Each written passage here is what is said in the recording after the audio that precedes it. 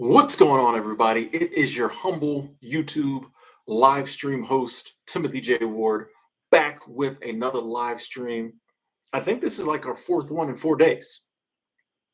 Told you I was going to be back. We was going to be doing some streaming. We're going to be talking about some different topics. We're going to be enjoying ourselves. And tonight we have a really good topic. We've discussed this topic in the past. We've had live streams about this topic before that did very well. But those were in 2022. Those were in the past. It's 2023. And this is a topic that I don't think we can talk about enough.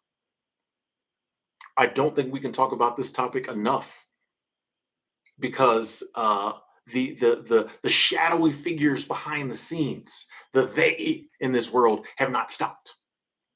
The they in this world have not stopped. The matrix is still there.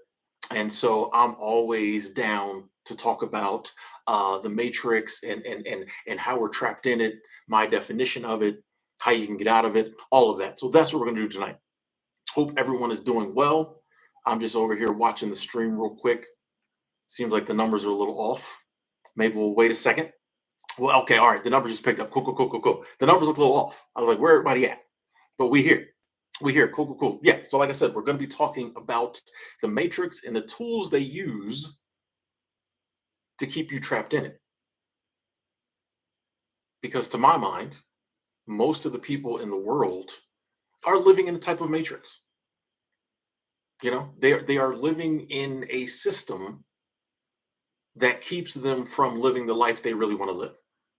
They are basically living in a system, much like the movie The Matrix, that basically turns us into like batteries. That movie was brilliant. Basically,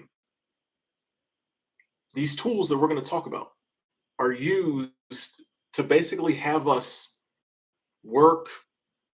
We get paid, our little peanuts, our little paycheck, and then we turn around and like give that. Basically, we use our time and our energy to work, and then the little peanuts they give us for working, we turn right back around and put in that system. And most people's lives are just like a perpetual hamster wheel of doing that. You use your time, your energy to make money, then you turn around and put that money right back in the system, and you really get nothing out of it. That's the matrix. That's the matrix. We're getting nothing out of it, most of us. And when you're on the outside looking in, it doesn't make any sense. If aliens came to this planet from another planet, they would look and be like, why? What's going on here? But we're going to talk about today, this evening in this live stream, the tools they use and why we fall for it and why we stay in the matrix.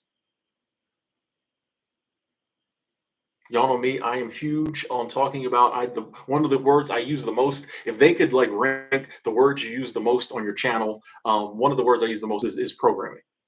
And at the end of the day, that's the biggest thing, is the programming keeps us in the matrix, keeps us trapped.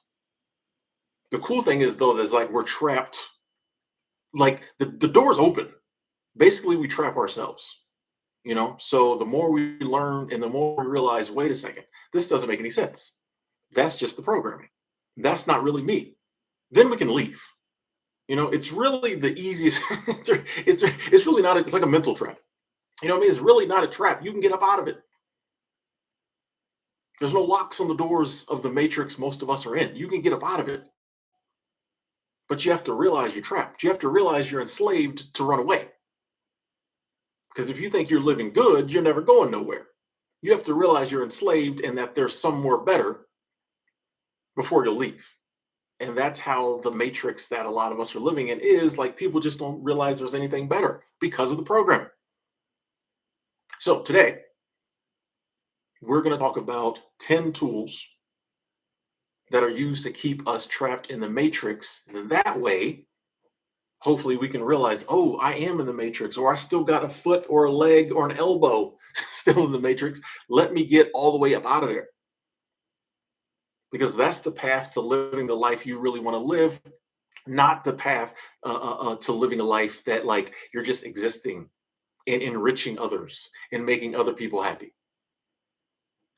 And that's what we were put here to do. We were put here to live unique lives that bring us joy and happiness and allow us to do for ourselves and for our family and to help others and all this other beautiful, wonderful, amazing stuff. We are not just put here to just like work by get dead, die.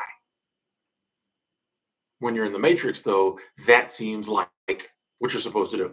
So let's jump right in. And I want to say first, folks, before anybody, as we're going down this list, before anybody gets all mad and jumps on me about any of the things I mentioned, I want to say none of these things really, or a good portion of these tools we're going to talk about are bad. None of them, I might even say, are bad or wrong. It's just the way they're used in the programming that comes with them that makes them an issue. So if I mention something, you're like, wait a second, Tim, I don't think there's anything wrong with that. Remember, I said this. None of these are wrong in and of themselves. It's when you mix them with a certain type of programming that we're programmed, with in today's society that they become an issue.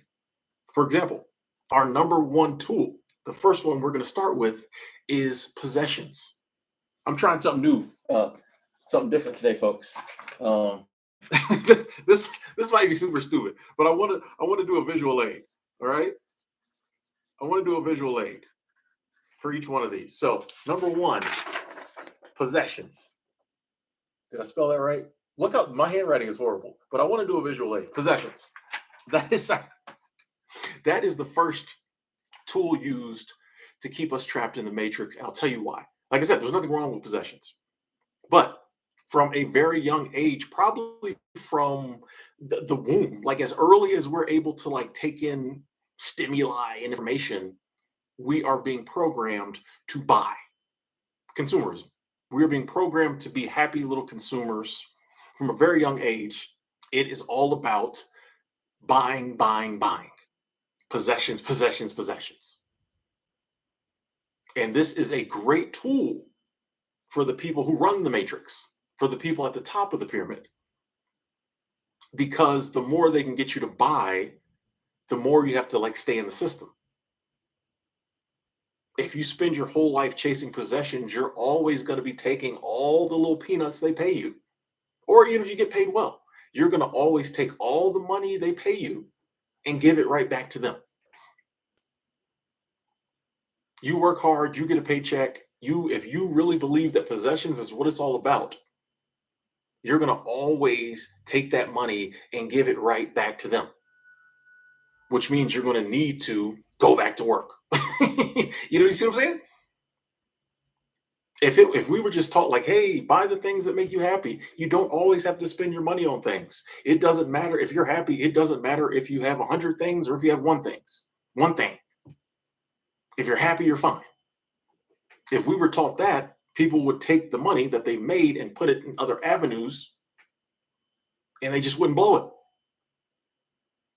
And then have to like continue working their whole lives. But we're taught that possessions are what's important. You've heard people say, he who dies with the most toys wins.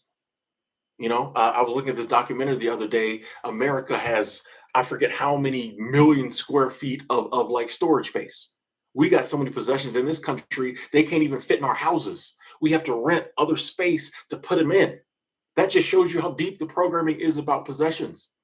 We're taught since the moment we're able to understand that the more possessions you have, the better. But if this was true, like you would think that like eventually you would get to a point where you were good. You know what I mean? Like if the more possessions, the better. You would think that eventually you would reach that level where you're like, okay, I've got enough. I'm good. I'm enough better. But no, it's an endless cycle. You have to keep buying. The message is out there, buy, buy, buy. Yeah, you got a new car, but there's a new one coming out next year. You need to buy that one. Yeah, you got a lot of clothes in the closet, but that's last year's fashion. You need this year's fashion.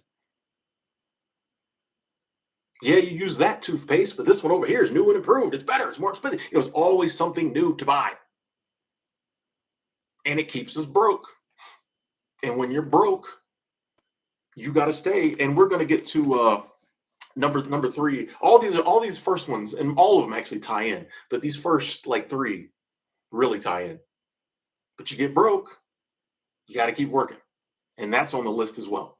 So possessions, just this ideal that you have to keep consuming, that you have to keep buying no matter what, and that it's going to make you happy. But if like consuming made you happy after you've been, if you're 30 years old, you've been had a job since you were 18, and you've been consuming for 12 years, if consuming made me happy, I shouldn't have to keep doing it. You know what I'm saying? If buying stuff made me happy, eventually I should be able to stop doing it, right? Because I'd be happy. So why do I have to keep doing it? Obviously, just mindlessly buying possessions doesn't make you happy. But as long as you listen to the programming, you'll stay doing it, and you'll stay in that cycle. So that is one of the biggest tools they use to keep us in the matrix, keep our wealth flowing right back to where it came from. Consumerism. It's crazy. That's why I personally love minimalism. The ideal that I just want the possessions I need and a little bit more. Pretty much all my possessions are things that like I use and I need, and then a little more. And beyond that, like I just don't, have this need to like impress people with large amounts of possessions. I might throw a nice shirt on every now and then, be like, "Well, I'm gonna kill him with this one." You know, you know what I mean? There's nothing wrong with like having nice things. But when you get that mindset of I have to keep buying, I have to keep consuming, then that's a problem, and you're never gonna be able to break free from the matrix. You keep doing that. Let's move on. Number two. I don't really know if this visual aid thing is working, but I'm trying new things, and I think it's fun. Number two. Debt. Is that showing up backwards? I feel like it's probably showing up backwards since it's on a webcam. I didn't think this through. The next one, I'm gonna try to write it straight. It's probably showing up backwards. Number two is debt.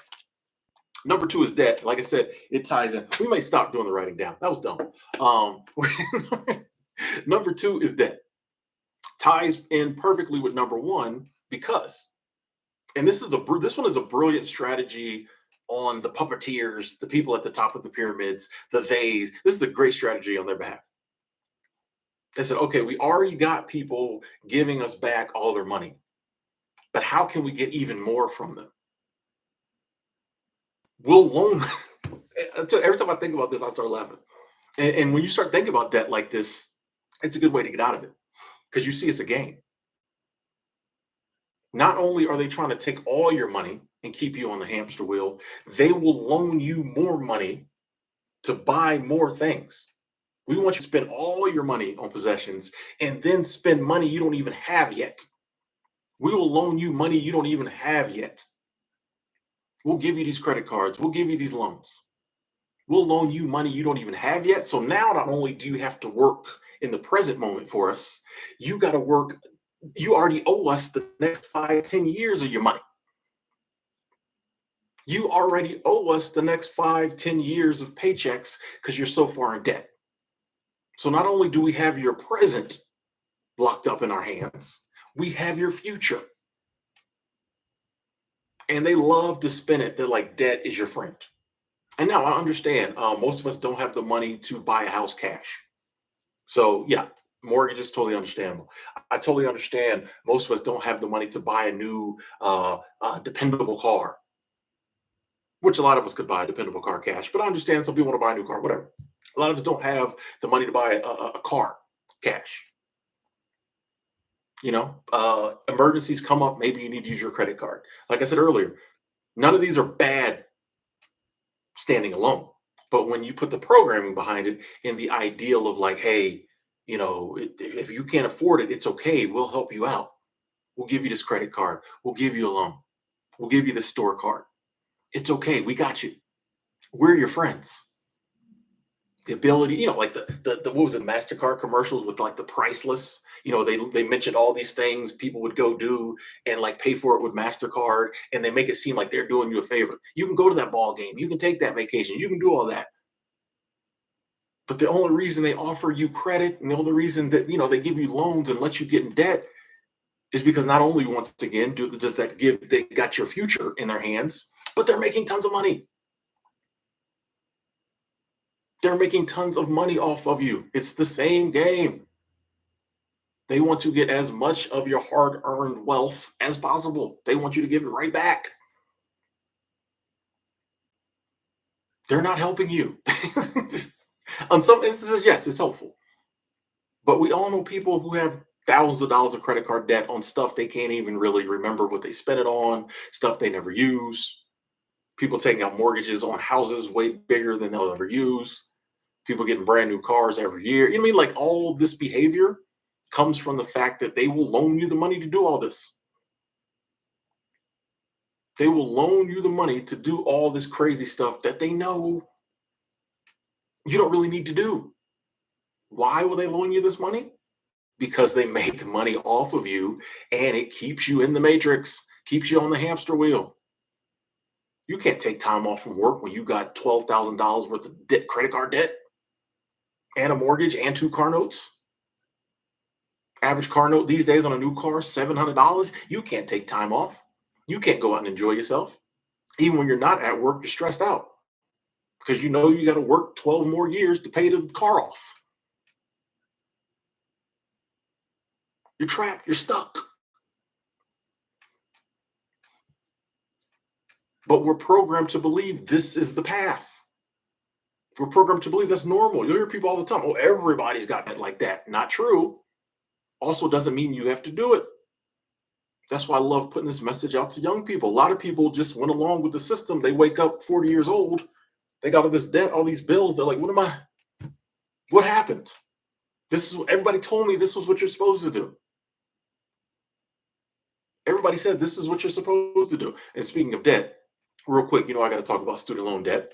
Hopefully, we get some student loan forgiveness coming along soon. But that's one that I really think is that one traps you early. That's why I have a real issue with student loan debt, is because that one traps you early. And I think the practices on lending money to 17, 18, 19-year-olds before they even really know what's going on is scummy. You know what I mean? If someone's 25 and they take out a mortgage on a house they can't afford, okay. Someone's 30 and they buy a new car they can't afford, okay. But when you have an 18-year-old who you've been telling, the teachers, guidance counselor, a lot of times parents, been telling them, oh, you have to go to college or you'll be a failure. I don't think it's fair when you shove a piece of paper in their face that's going to put them $30,000 in debt and say, oh, yeah, hey, you got to do this. I don't think that's fair. I don't think that's fair. Anybody can see that there's a problem there, but we go along with it. We go right along with it because we've been programmed. Oh, it's what you have to do. It's just the price you have to pay to be successful. But then we look up and we see millions of people who did that who aren't successful and are drowning in debt, stuck in the matrix. Yet we keep right on doing it. Once again, I love giving this message to young people so maybe they can avoid some of these pitfalls and traps when they're young. But if no one ever tells you, hey, that doesn't make sense, you just gonna go along with it. Everybody else does it. Everybody you know's got debt up to their eyeballs. You just think like that's what you do.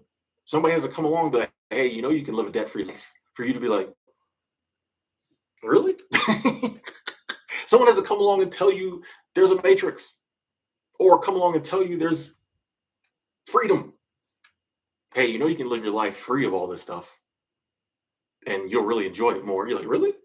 I thought this was all there was. Cool. So let's move on. Number 3. We're not writing this on a piece of paper. I don't like that idea. Number 3. Once again, all these tie together. Number 3 is just like job. Number 3 is work. The way that jobs and the way that work has been set up, especially like the past 30 years or so.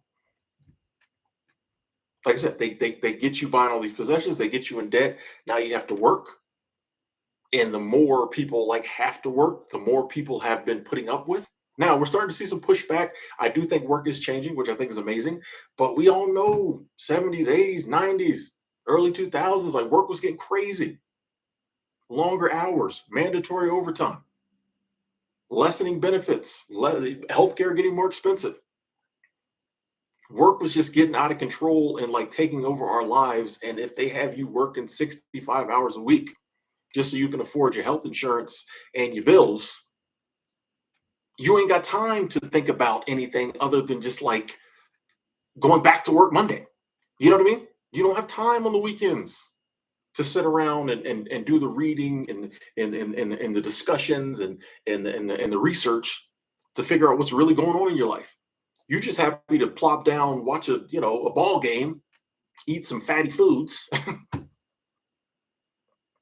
you know what I mean, and just not be at work for a day. Hey, Greg Powers, thank you, thank you, thank you. Super Chat Squad, thank you. That is love. Here's your heart. I appreciate that, Greg. Thank you for the continued support. Thank you so much. Actually, that's one that wasn't on the list. Let me write that down. Like I said, I do think we are going to start seeing some changes with work. All things go to balance. So work, I think it just got so out of whack that people have just been like, I'm not doing it. I'm not doing it. That is one where people started to see, like, wait a second. I never have time to drive this car that I'm working to pay for, to be in and enjoy this house that I'm working to pay for. I never see my family. The kids don't even know me. Uh, all this rent-a-center furniture that I'm financing, you know what I mean? Other than the bed, which I get to be in 6 hours a night, I don't really, like people say, wait a second, why am I doing this? Why am I working so hard? People will take it if it seems like they're getting, their money's worth. But like when people are just working so hard, no advancement, no raises, very little time at the house, people starting to be like, wait a second. And then the pandemic came around and people were like forced to stay home. And that really messed the system up. That really threw it. The pandemic threw a big cog in the matrix. There was a lot of glitching. There was a lot of glitching going on in the matrix because of the pandemic. Because people were told not to go to work and still got paid. I was one of them. Missed them pandemic checks, but people were like actually able to enjoy the things they spend their money on, and they're like, I like this, and they're like, I don't think I really want to go back and be working like I was working before. Like I got to spend time with my family. My kids know my middle name now. They know what daddy looked like. So I think that is an area where the programming is starting to unravel a little bit. You're starting to see glitches in the matrix on that one because people are because the system got too far out of whack. The system just got too far out of whack. They went too crazy. They're like, well, we just gonna work these people to death because they'll take it because they have to because they got debt because they've been buying all this crap they don't need. See how it all goes together? It all goes together.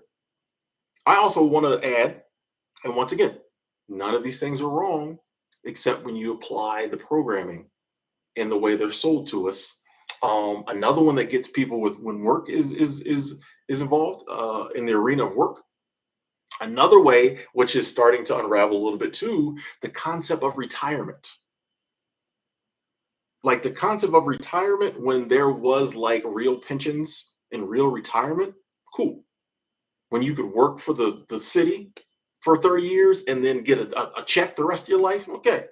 But they kept the concept of retirement even after they got rid of good retirement. But they kept selling us on the concept of, oh, work till you're 65, then live life. Work till you're 65, then we'll let you out the matrix. And we kept falling for it. Because a lot of us had grandparents or maybe even parents, some of us who were a little older, who like got a decent retirement. So we just kind of, we listened to the programming and the message, and we had like, oh yeah, grandpa did it. All the while realizing that like grandpa and grandma had like a real pension. They didn't have a 401k. They didn't have a 401k. They had like a real pension. But now I think people are starting to see like, wait a second, we're starting to see examples of people who just can't retire. You know what I mean? Starting to see this whole retirement thing we've been sold, bit of a myth. And more people starting to be like, why am I going to work my whole life? What am I going to do at 65? Not saying you can't still live a rich, full life at 65. However, why not design a life where you live a rich, full life your whole life? At 25, 35, 45, 55, and 65. Or at least sometimes in between there. Why wait till you're 65? But yeah, this concept of retirement, and they still, even though a lot of people are starting to realize it, they still. I'm always seeing these articles. If you don't have $1 million saved by the time you're 40 for retirement, you're screwed. I'm like, who are they talking to? Who's reading these articles? How much money are you going to need to retire if you're getting started like this? I'm like, who are these people they talking to? But we get scared. We fall for it. We get scared. We fall for it. So moving on, number four. And this is another one I talk about a lot. Uh, and this one really, it's the tool that gets us started on the pro. I feel like does some of the most damage with the programming. Um, and that's public school. Hey, some people disagree with me on this, and once again, I'm not saying public school is bad. I know there's some people who are teachers and try really hard to like help their students. I'm not saying some positive things don't come out of public school. I had some amazing teachers in school that I remember to this day, and they did a lot for me. I just think the curriculum overall is used to indoctrinate you. And the whole setup, you going in a classroom, you got to raise your hand to use the bathroom. One person talks, everybody else just sits there and listens. They're switching some of that up. But in general, the whole curriculum, you go into these windowless buildings in a lot of places, you know, it's set up to have you go become a worker. It's not set up for you to think for yourself. It's set up for you to grow up believing there's a right answer and a wrong answer. Or more importantly, there's a right answer, everything else is wrong. There's a right structured way to live your life, everything else is wrong.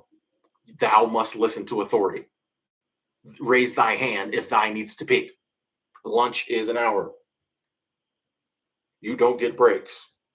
Bells ring, you come in, sit down. This whole and until you think about it, you think that like, oh, of course, that's how school should be. No, public school doesn't have to be that way.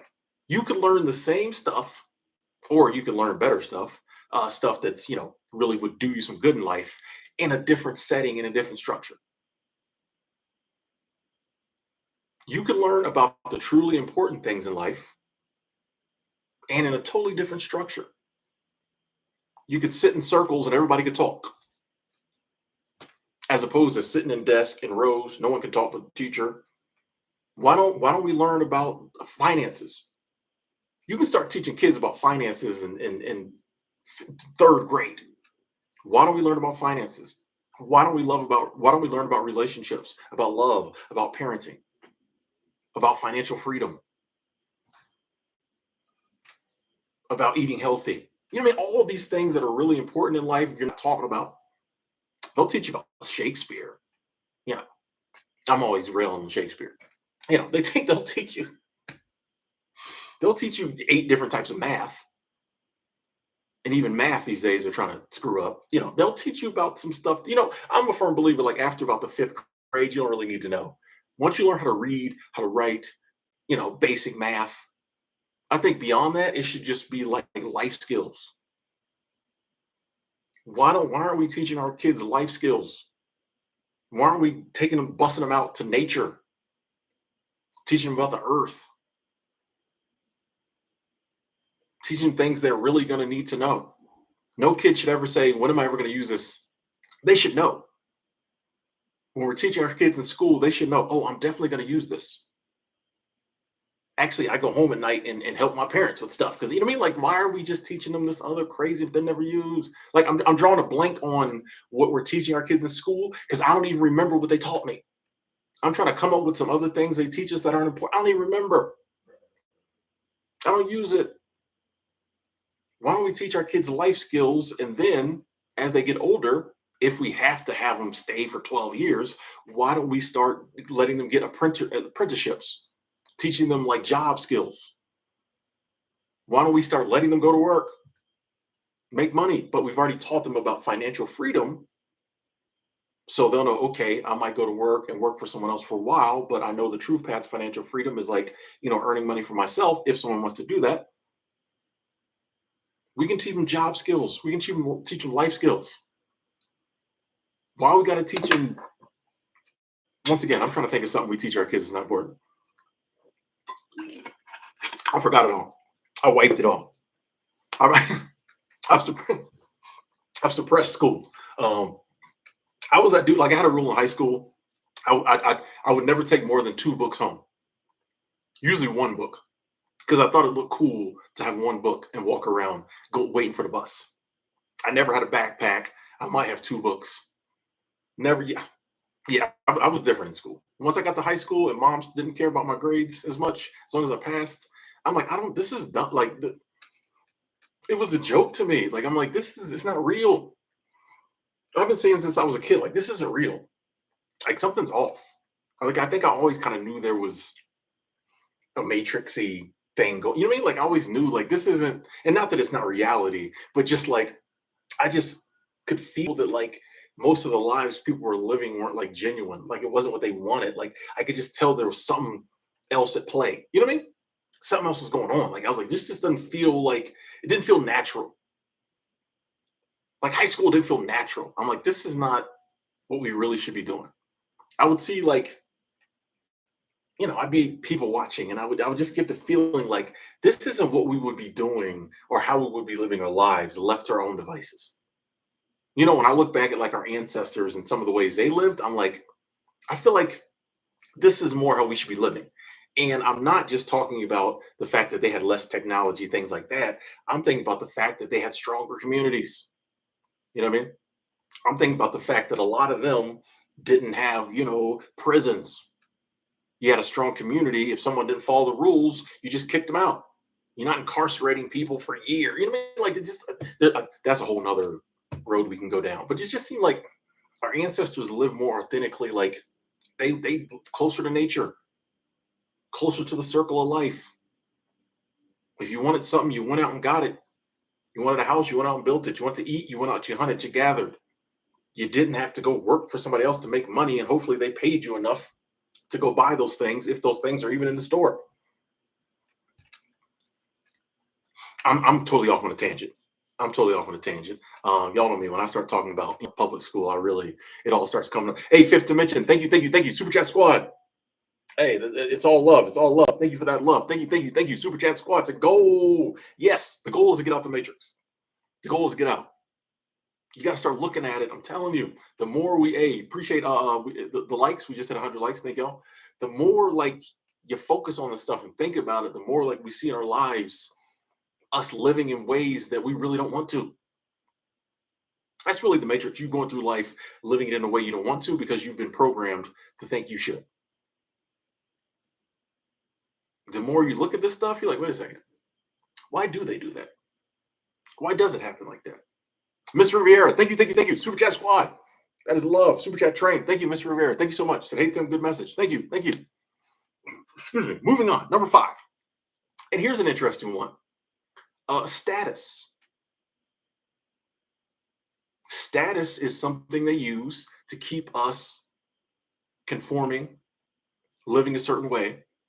Because if you get out of line, if you do things different than what society says is the right way to do them, you'll lose status. So we're sold the ideal that it's very important for other people to look at you and think you're successful, think you're rising through the ranks. And for a lot of people, status is like the number one thing they crave.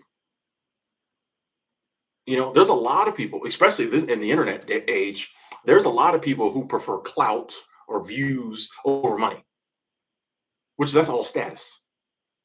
The kids these days, they want status, they want clout, they want views over like everything. Now, in the back of their mind, they kind of feel that like all that stuff leads to money. But at the end of the day, people want status, they want clout.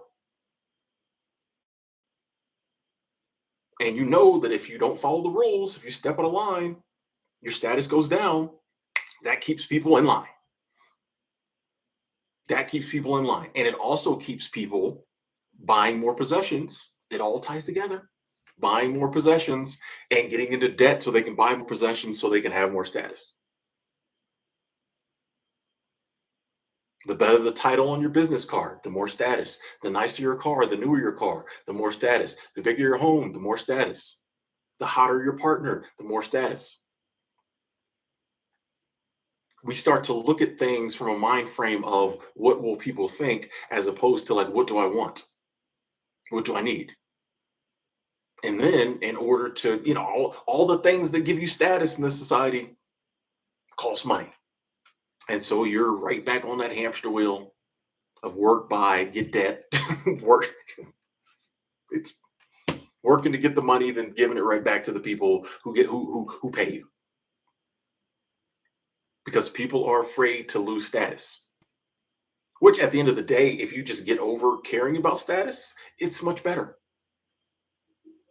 If you become comfortable with yourself and only care about the opinions of people, of like-minded people who actually love you, it's so much better, because then you ain't got to worry about all the other stuff.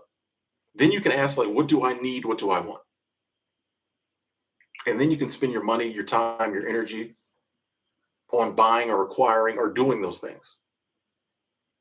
Because at the end of the day, status is just like in your head. You don't get anything extra in life, because your neighbors think you're doing well. You know what I mean? If you're not doing well, you're not suddenly doing well because your neighbors think you are. You still broke. You're still in debt. If you're not in a healthy, happy, loving relationship, you're not suddenly in one because everybody on IG thinks you are, because that's the type of pictures you post. You spend all day like trying to set your life up to look good on the gram. Like it don't get you nowhere. Your life is what your life is. Status doesn't really do anything, which is why you, once again, like possessions, you got to just keep chasing it because it's not really doing nothing. The stuff in life that really does something, you don't really have to keep chasing it.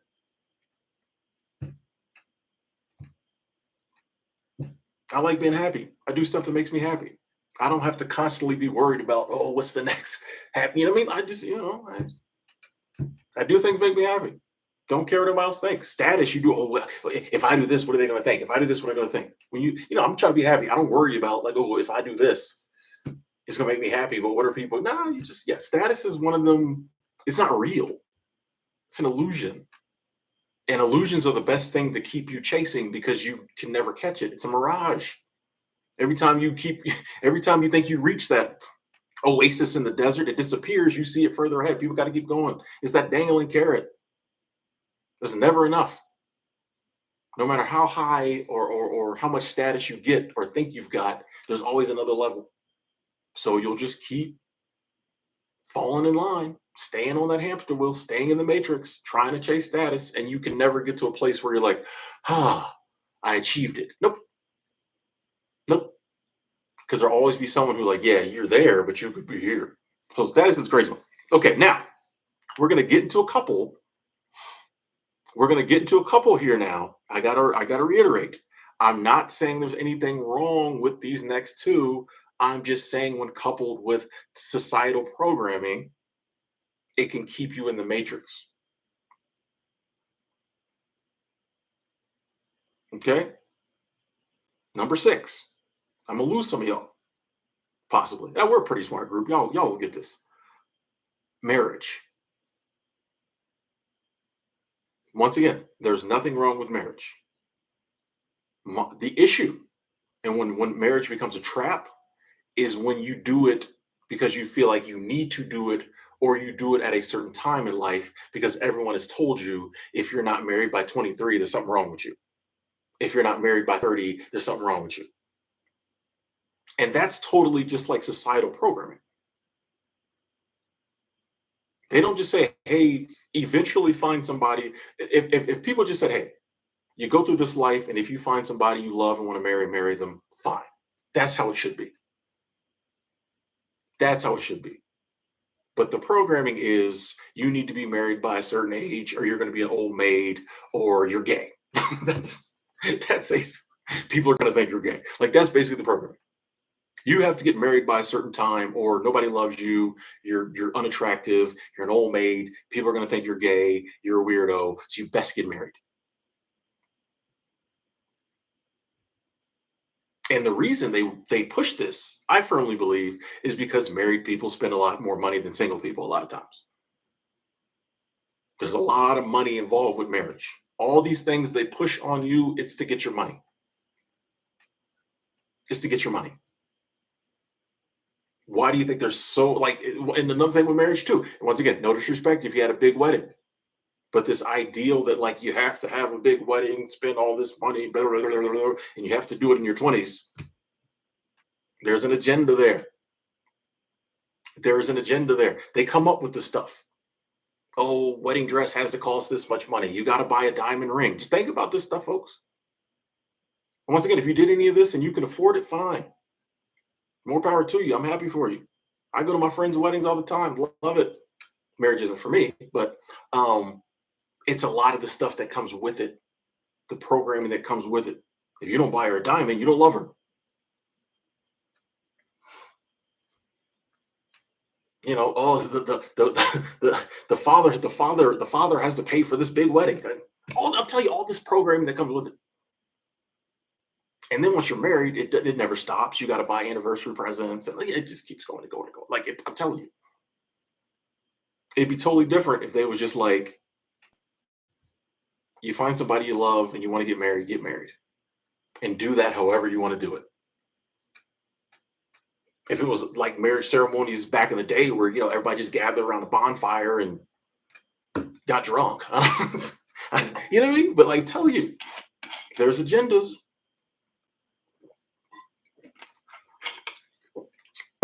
And it's people who fell for the programming push it upon the next generation. That's one of the things about the Matrix is the people within it are its biggest promoters. The people within the Matrix are the ones who market it the most because they don't realize what they're doing. That's what people told me. That's what I'm doing, so I'm gonna tell everybody else.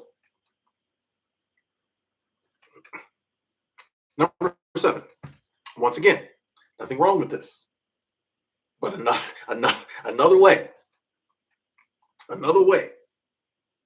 is used to keep you trapped in the Matrix, because once you do this, all your money's gone. And once again, if you do this by choice,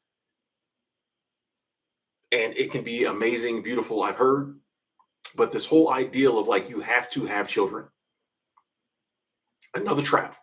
This whole ideal that and I know people feel this way because I get told this almost on a daily basis, or at least a weekly basis.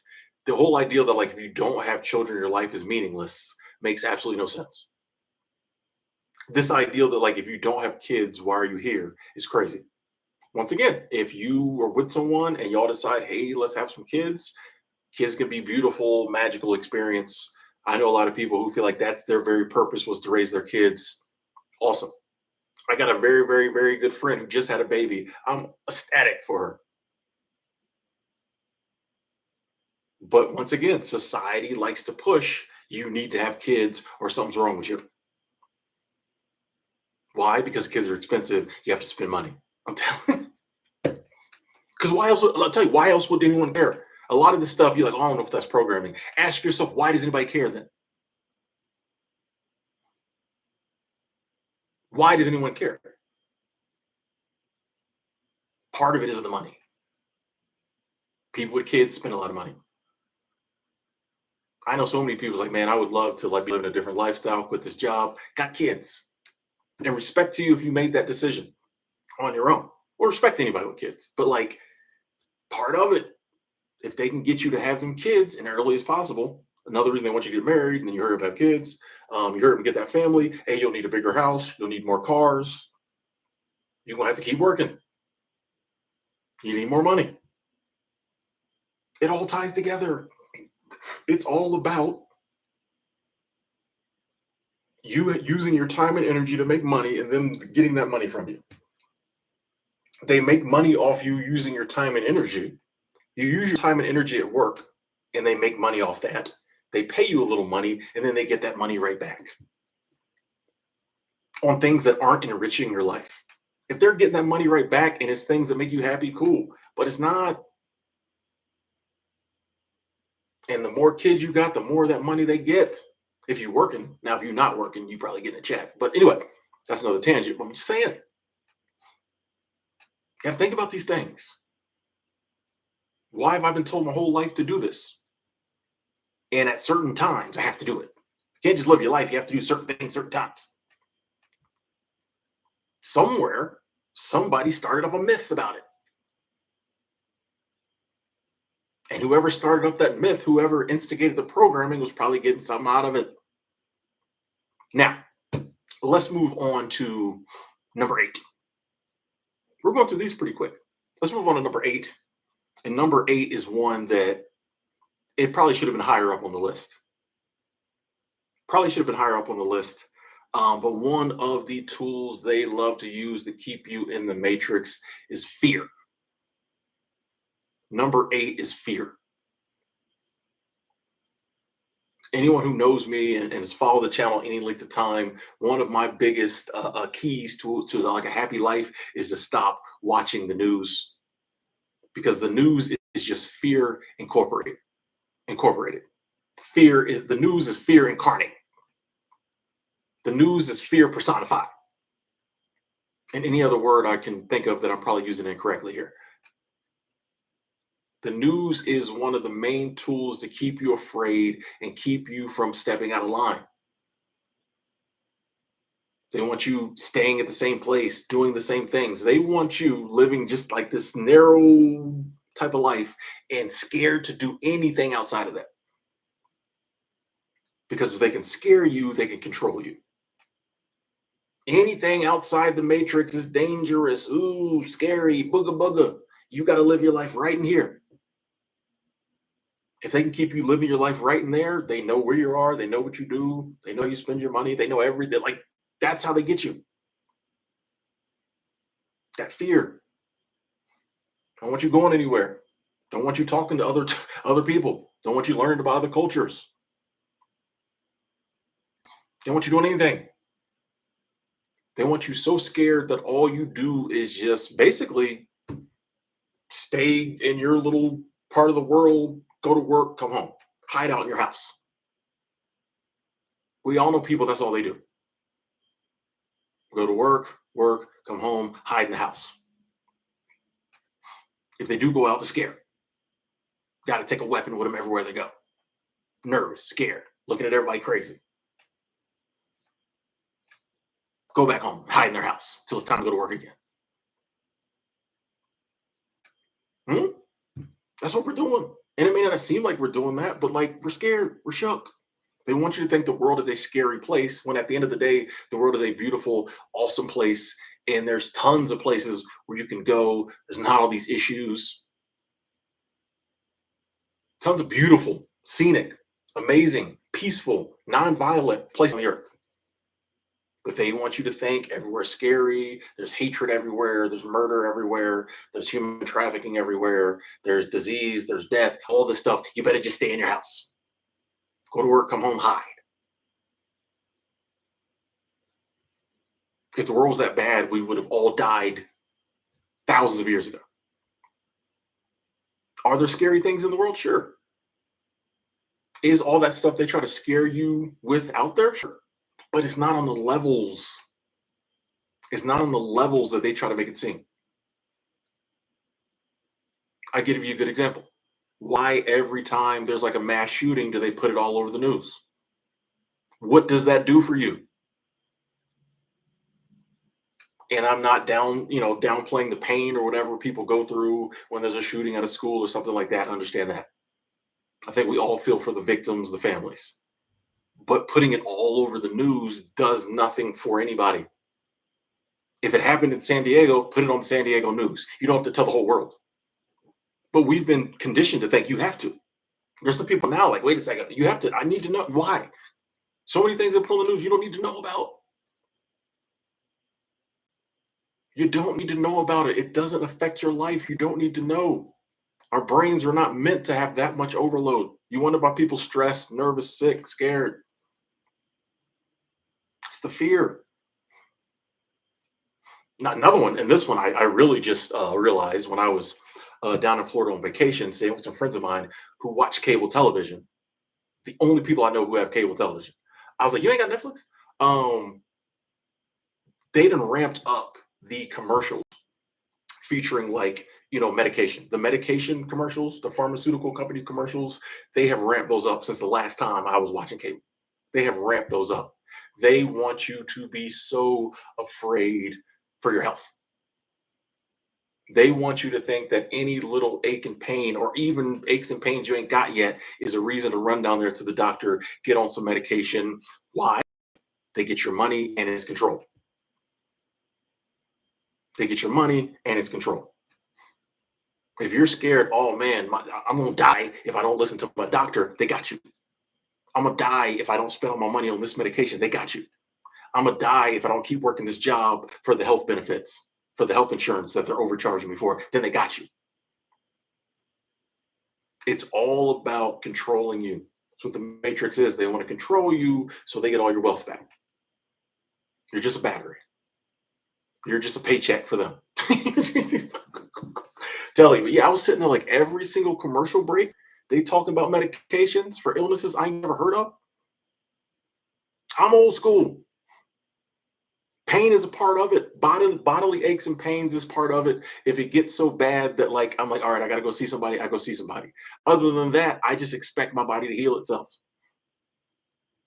The last couple times it, got so bad, I went and saw a doctor. They didn't do nothing for me anyway. It just went away. So I'm like, you know what? If it gets bad enough that I really feel like something's wrong with me, we all know our bodies. You don't know my body. I know my body. The fake doctor, an actor in a lab coat on TV, don't know my body. If my body's telling me something's wrong, I will go see a professional. Beyond that, I trust my body to try to heal itself, to heal itself. And I'm definitely not going to sit around and like start worrying about stuff I've never heard of. You know how you catch diseases you never heard of? Sitting around listening to people talk about them, watching commercials about them. They get you so scared about your health that you get unhealthy, that you become unhealthy. You go down to the doctor, they go and diagnose you with something. I went to the urgent care a few years back, and I said, "Hey doc, I just haven't been sleeping well, and this happens for me from time to time, and it got to a point where it was affecting like my work." So I went to the doctor. Hey doc, I just need, and I was like, I don't want a ton of pills or anything too powerful. I said, can I just get something that if I haven't slept good in 3 nights, that I can take that I know will allow me to get a good night's sleep. I said, if you can give me 10 pills, or whatever, that might last me 6 months. I was like, I just need something. So like, if I'm like, man, if I don't sleep tonight, it'll be a problem. I know I can sleep. He said, I got something that I think will work for you. It's actually an antidepressant because sometimes depression, I'm like, I just need to sleep. I'm like, I'm not depressed. I'm tired. Well, we can put you on this regimen where you start on this as an antidepressant and then you come back in like, 6 weeks and we'll see. I was like, doc, I see, I know what you're doing. I just need to sleep. And I stuck to my guns on that one because I would have just left. You know what I mean? I would have just chalked that $120 to the game and went to another place. I'm like, no, I just need to sleep. And he finally got me something that like, he's okay, this should help you sleep. He's like, it might help your mood too. I'm like, and I was like, I'm not coming back, but that's the game. You go in there and there's gonna be something wrong with you because we're scared. They want to scare us about every single thing. My thing is this: if the world is really that big and bad and scary, and all these bad things are going to happen to me, I want to live my life to the fullest so that when these things do happen, I will have lived some. You know what I mean? That's the way I look at it. If the world's really that scary, I want to live my life to the fullest and enjoy myself as much as possible. Spend time doing what I love with people I love so that when the big, bad, scary world comes to get me, I will have had some experiences. If the world's that bad, I don't want to just be scared of it the whole time, do nothing. You know, that's the way I look at it. If I'm going to die from shingles or mesothelioma, it's the if the meso's going to get me, or one of these other diseases they just start promoting. Well, at least I want to live as much as possible before it gets me, before it takes me up out of here.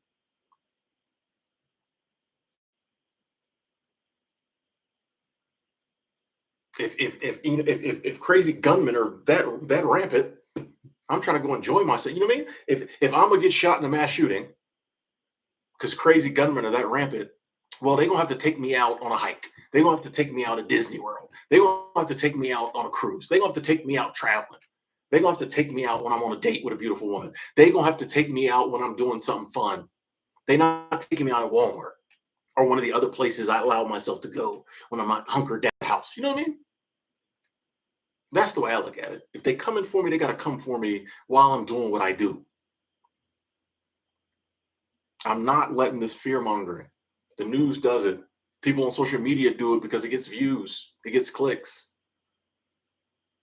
I'm not letting that dictate my life. I'm not letting that keep me in the matrix, keep me from doing what I want to do. No, if it's gonna happen, it's gonna happen. If some of that scary stuff they say is gonna happen is gonna happen, it's not like it's gonna stop. It's not like if you had, if a terminal illness is meant to come your way, it's not like it's gonna stop. Because it's like, oh, you've been scared long enough. You've been scared for 30 years. I won't affect you. No, like come on, like like, we can talk about this forever. But yeah, like don't give into the fear. Stop watching the news. Stop clicking on those clickbaity fear titles. You don't have to sit there and watch 3 hours of a mass shooting news. Prayers for the victims, prayers for the families, yes.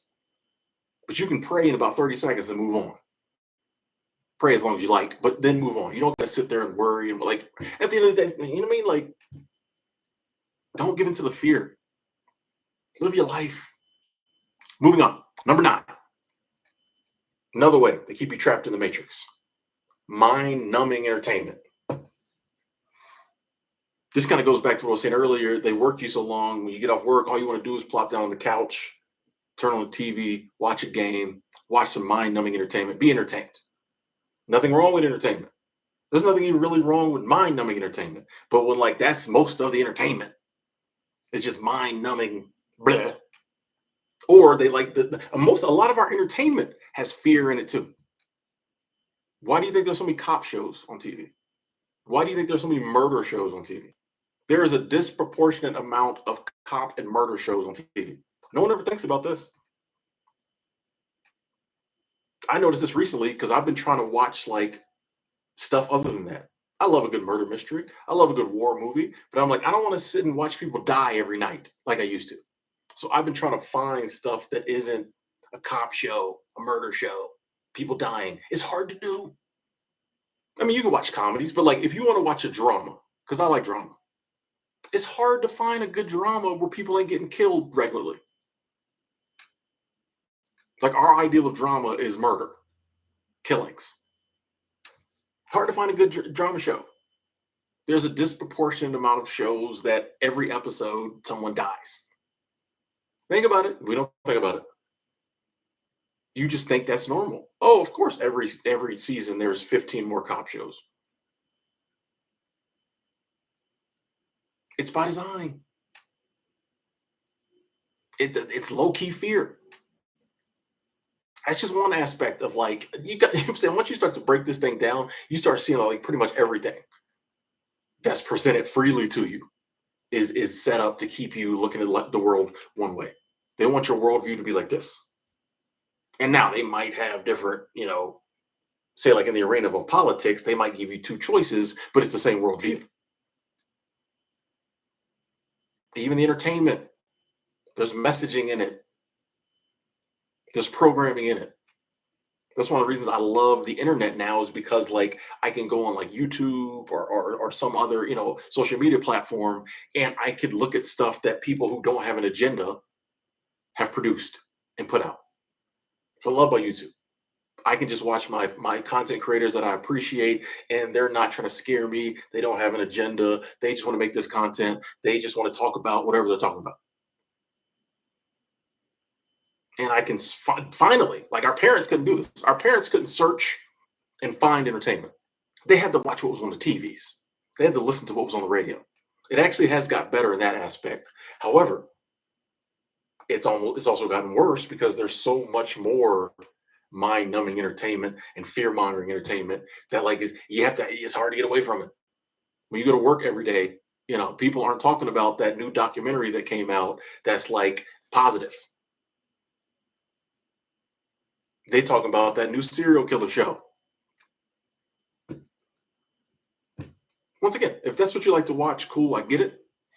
I'm not knocking it, but I'm just saying sometimes we gotta think about this type of stuff. Is the reason I've made certain decisions in my life, or I'm scared to make other decisions because that I'm constantly taking in information and programming, television programming that says, be afraid of that. Don't do that. Something bad will happen. Or I'm taking in programming that does absolutely nothing for me. Which once again, it has its place. I was watching Rick and Morty earlier today. Mind-numbing entertainment at its finest. It has its place. It's funny. It makes me laugh. But I think we also have an obligation to like fill some of our time with stuff that's gonna do something for us. Much like this live stream. Okay, moving on. I think we're at number 10. Um, number 10. Actually, number 10, I'm gonna switch up because there was one I didn't have on the list and I thought about it. And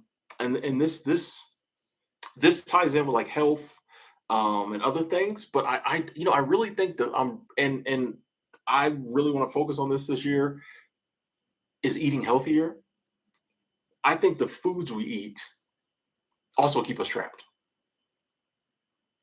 I think the foods we eat and the foods that are easiest for us to find, the foods that are promoted to us, affect our bodies and affect our minds in a way that it keeps us trapped. It's all part of it. I saw a quote one day, and someone was like, "The food industry provides us food that makes us patients for the health industry. It's all a game. They give you unhealthy food, you become unhealthy. Now you got to go see the doctor. So you pay for it twice. You pay for the unhealthy food when you buy it and eat it, and then you pay again because you have to go to the doctor." And I've definitely been guilty of this one. And this one is a hard one for me. I'm really gonna have to like make myself work on this. I got to eat healthier because I want as clear and as sharp a mind as possible, so I can see what's really going on. I think I see some of it, but I'm like, there might be more going on out here, or there might be better moves I can make, better decisions I can make. There might be a quicker path to my goals, but I don't see it because like I'm consuming bad food. The food I'm taking in is giving me brain fog. Or man, you know what I mean? Or you know what I mean? Like it's just, you're eating bad food while watching bad television. That's not an environment to like get up and change your life. That's an environment to keep doing the same thing over and over again. Come home tomorrow night, you sit on the couch watching mind-numbing entertainment, eating body bloating foods. And that's the stuff you see promoted.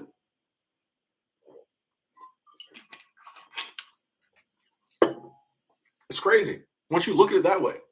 Like when that person was like, yeah, the food industry makes patients for the health industry. I'm like, I never thought about it that way. And it's not like everybody doesn't know this food's unhealthy. You could ask a 10-year-old, is that Taco Bell healthy? They're gonna be like, no, it's good, but it ain't healthy. Yeah, I know it's not healthy because I'm on the toilet all night long after I eat it.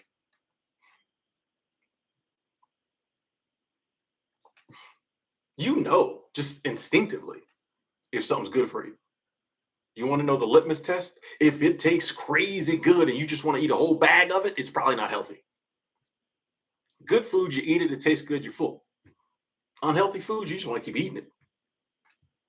You get full and keep eating potato chips. You get full, keep drinking soda. It's not like we don't know the food's unhealthy, but like unhealthy food is easier to get to. It's cheaper. And that's what like you always see promoted.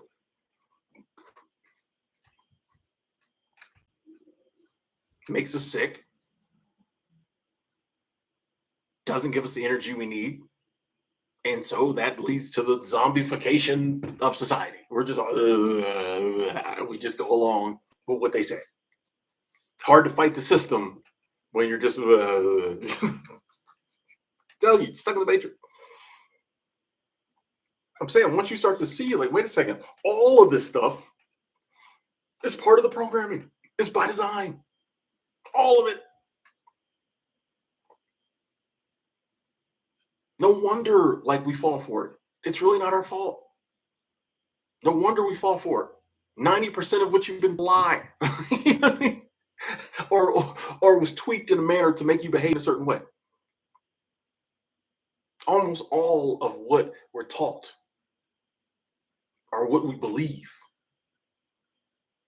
is either an outright lie or someone's twisting the truth to get us to behave in a certain way. Once you realize that, you get like mad. Like, wait a second. all this stuff. But then you start to be like, okay, what is truth? What do I really believe?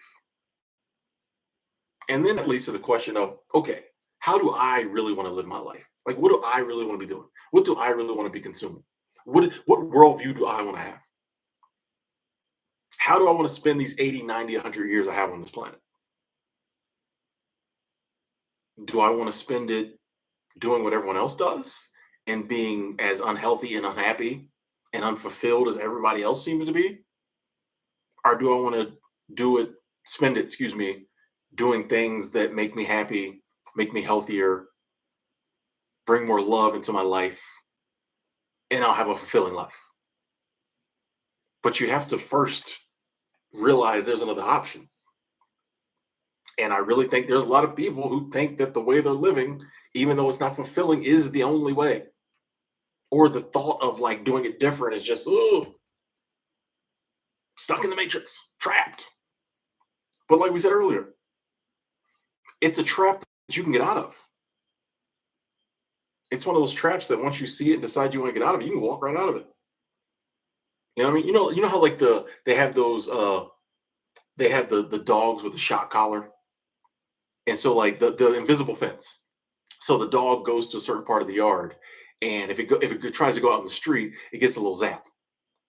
So over time, the dog comes to understand that like if I go so far, I'm gonna get zapped. You can eventually turn the fence off. You can turn the zap off, and the dog won't go past that point. The Matrix is kind of like that. Like we got like but there's actually no real fence. So the dog can walk out in the street whenever it wants to, but it's been conditioned. If I walk this far, pain, so it stops. The matrix that we're trapped in is kind of like that. There's nothing really there. At any given time, you can walk out into the road, you can step off the curb, start living your life. But like we've been conditioned, oh, if you go this far, it's problems, be afraid. No, whole life been told, stay in the yard, do this, stay here, blah, blah, blah. So like there's really nothing there. We're trapped like in our own minds. Like we're the ones trapping us. They have these tools to program us so we keep ourselves there. There's really no fence.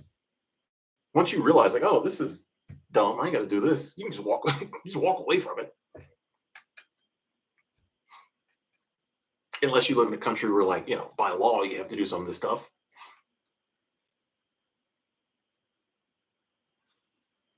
And yeah, there might be a little pain, but you can keep walking.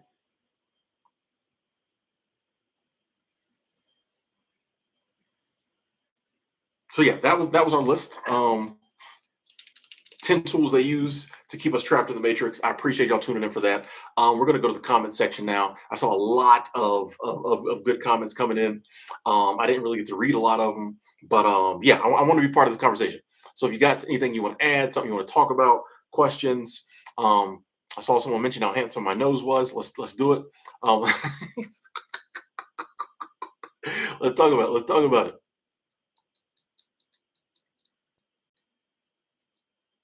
Yeah. Oh, and the mental limitations from the public school was number 4 on our list. They're putting these mental limitations. I like that. I like that phrase on us from a young age. And the things you learn when you're young are the hardest to break free from. Excuse me. The things you learn when you're young and vulnerable, and someone says this is truth. Even when you get older, and there's a party, it's like, I don't know. It's hard to break free from. It's instilled in you. That's why they get you young. Train somebody a certain way when they're young enough, they'll never break free from it. Hard to do. While they plop you in public school for 13 years, 14 if your parents could afford pre-K. And then they got you. When you get, 17, 18 and you start thinking for yourself a little bit, they throw you in college and charge you for the privilege of putting you into another. I don't think colleges are as bad of indoctrination camps, but there's still some indoctrination there. You know what I mean? It's all by design. Yeah, freedom is amazing. When you actually start like living in the manner in which you want to live, it's amazing. You know what I mean? Even if you don't have sometimes the accolades and the status and the finances that maybe other people have, or you might get more of that stuff. Maybe not status and accolades, but you know what I'm saying? Freedom lends itself to more freedom. So a lot of times when people get out of mental freedom, they find financial freedom. They're free to love who they want to love. You know what I mean? A lot of the things we're looking for come with the freedom. It's like a snowball effect. You break free from that, and then you get free. You mean, like, yeah, I'm telling you, freedom's amazing.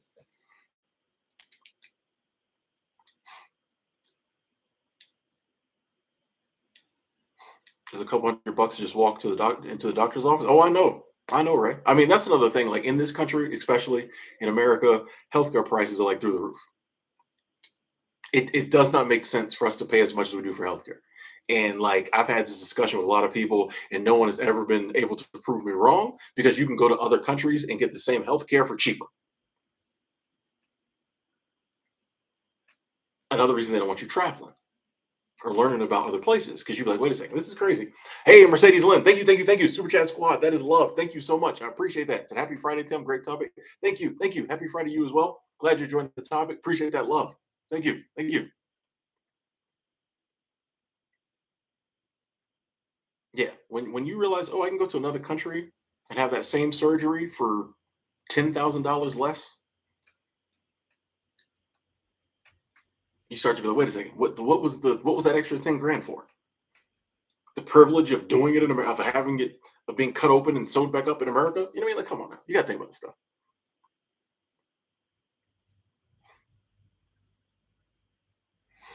Oh, I think living off grid is definitely still possible in 2023. Um, there are so many places where you can get some land. Land is getting a little pricier, but there's still places where you can get land and live off grid. You know, I feel like there are some places who might be instituting laws and stuff to make it harder, but there's still tons of places I know in America where you can. There's still tons of counties and rural areas that do not care. The area where I live in Florida, when I go back to visit in Florida, is an area like that. If you got some land, they don't care what you do on it.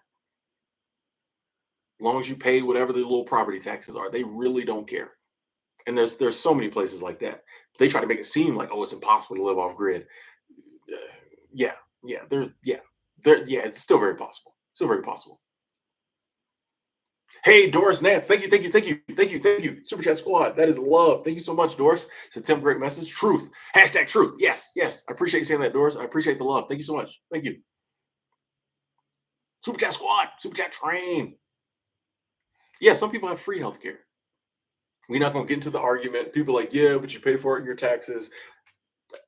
Okay, but I would rather my taxes go to that than something else. Like, you know what I mean? A lot of stuff it goes to. Yeah, Antonella, our low quality foods, stress from all the fear, results in sickness, raises our medical bills, keeps us in debt, keeps us in the matrix. It's a cycle. It's a cycle.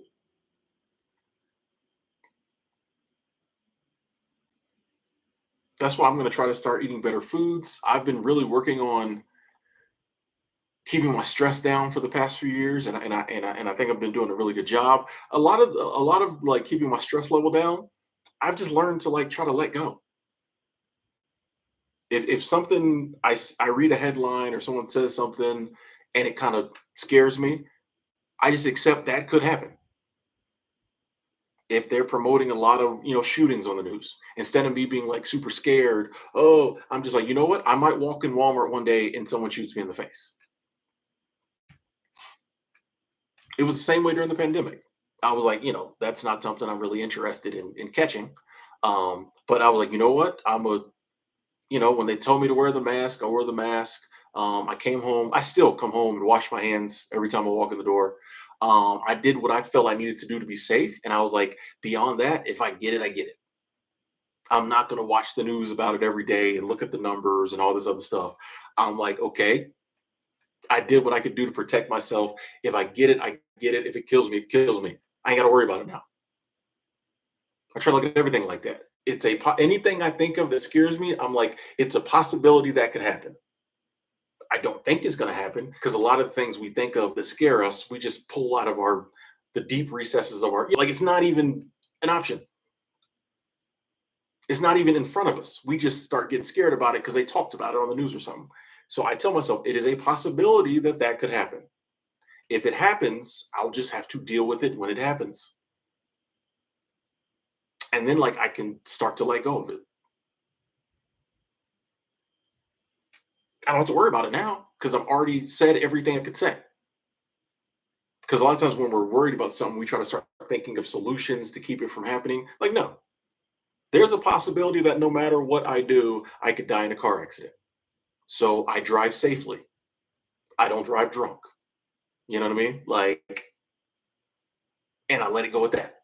So I don't have to worry about it now.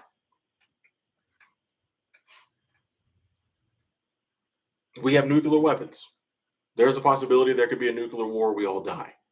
I've accepted that. I don't think it's going to happen. You know what I mean? Like, you just don't. Yeah. I mean, that's a good way to just keep your stress down, is just accept that it could happen and then move on. Like, you don't. What's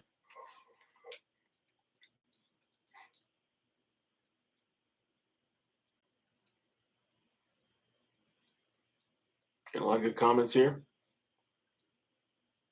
Appreciate y'all being a part of this stream, by the way.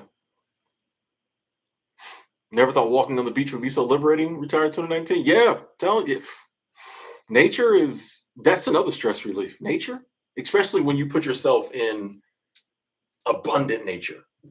You know what I mean? You walk on the beach, even though there's tons of condos and resorts right there, the beach is still the star of the show. You know what I mean? You go to the beach, like you know them waves could come through and take all this out. I like going places where nature's the star of the show. You go to a national park and you might see people, you might be if you see a few cars, a few buildings, but the mountains, the rivers, the streams, the meadows is the star of the show. That does something to you. That takes you to a different place. These concrete jungles we put ourselves in is not don't do nothing for our soul. Does not do anything for our soul. You get out there in nature, when nature's the head honcho and you're in all of it, then you start to realize, oh, this is what I'm a part of. I'm not a part of downtown Denver. I'm a part of this, the mountains. You know what I mean? Like, and then I think that's why our ancestors, I don't know, I think there's something powerful about realizing your place in nature. I think there's something powerful about the fact that like our ancestors killed their own food. And so I feel like they weren't as scared as death because like they were out facing death on a daily basis, or like, you know, killing animals to eat them. And so you're more inclined to understand that like in order for certain organisms to go on, certain life forms to go on, other ones have to die.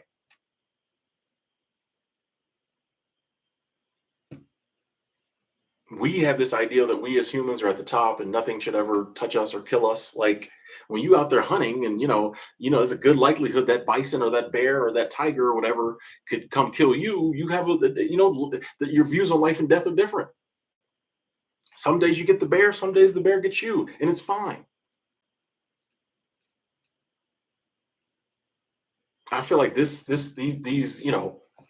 ivory towers, that's probably the wrong words, but like these super safe bubbles we try to put ourselves in is why so many of us are so scared of death, because we think it's unnatural. I think our ancestors understood it was natural. In order for anything to go on, other stuff has to die.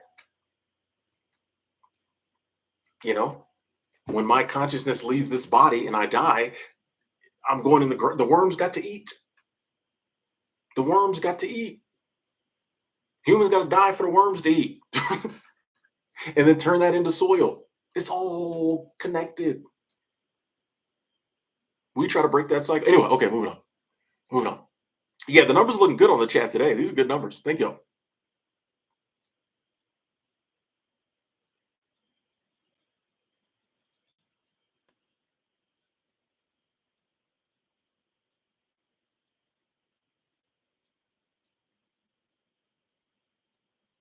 Yeah, and yeah, and if like who said this? Where are we at? Where'd that comment go? Dang it, where'd it go? Somebody was saying about oh, John. Yeah, if you identify, fear mongers and doom and gloomers, you got to get them people about your life because they're just gonna bring you down. They're just gonna bring you down. They're just gonna bring you down, and they're just gonna keep you scared. The people we hang out with, the conversations we have on a regular basis, do more to us than we know a lot of times. You're with someone who's always negative, always worried, you're going to turn out to be negative and worried. It's just the way it is. It's the way it is.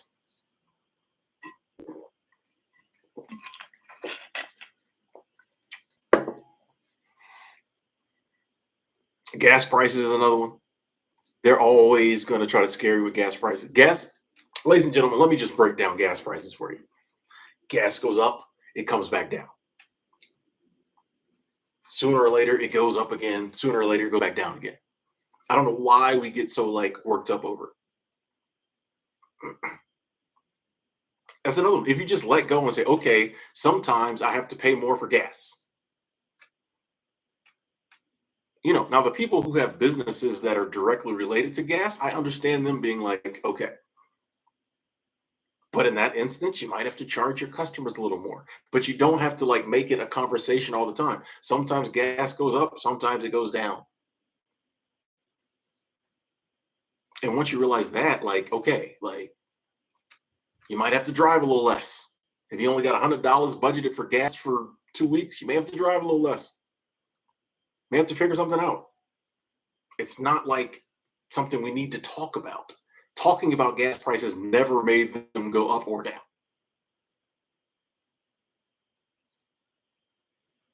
But it's one of those stories everybody wants to weigh in. Every time they put it on the news, it's always the same story. I guarantee they have a script and they just shoot the same news story over and over again, and we sit there and watch it. If you just accept it, then it's not an issue. Because the gas price conversation leads to the inflation conversation and leads to the political conversation and leads to blah, blah, blah, blah. I just cut all that off. I don't even look at the price. Every now and then I might be like, oh, that's a little higher, but I'm only getting $10 regardless. I'm joking. Honestly, I only get 20. Only get 20. Every now and then I'll fill up. If I'm traveling on a road trip or traveling somewhere, I'll fill up. Other than that, $20 is about the most I'm putting in there. If that gets me 5 gallons, cool. If it gives me 4, cool. You mean I'm only putting a 20 in here. You know what I mean? If I ain't got no gas, I'll hop on the light rail. I'll hop on the bus. You know what I mean?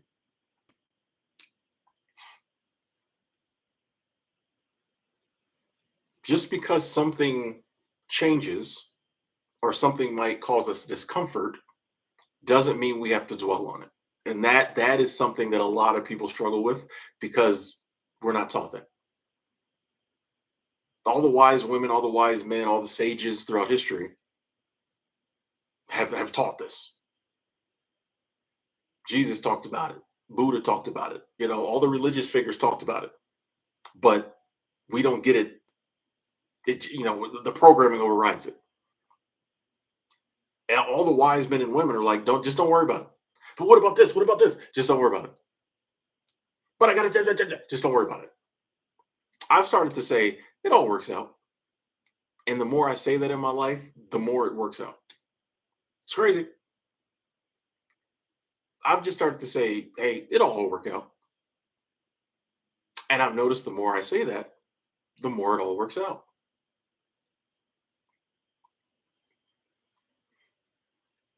Gas might go up to $6 a gallon, and you say, you know what? I'm not driving my car. I'm gonna take public transportation. And that might be what saves you from getting in a car accident next week. It all works out. It's okay.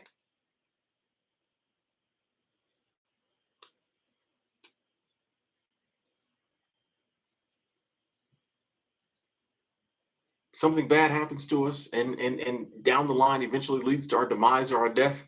Guess what? That just puts you on to whatever's next for you. It's okay.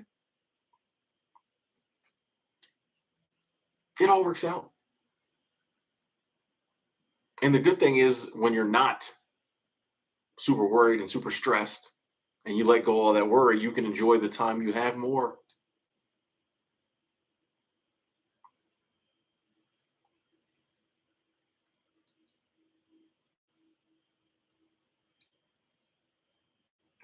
Raised riding that bicycle, no gas. Yes. All the holy books say just trust in God. And yet we still get all worked up and worried. We claim we believe in those of us who, believe in God, claim we believe in him. And we read the holy books and they say, don't worry. And we keep worrying. The programming. Because people who don't worry make different life decisions other than the ones that, they want you to make. People who don't worry, excuse me, start just going out and like living, doing whatever they want. They're not worried about it. Yeah, just rolling. We can just enjoy the ride. The secret of life is to just like live, enjoy it. Worrying never solved anything. If worrying solved anything, we wouldn't have any problems because we would have worried them away, right? If worrying solved problems, none of us would have any problems because we all worry. So obviously, worrying doesn't do anything.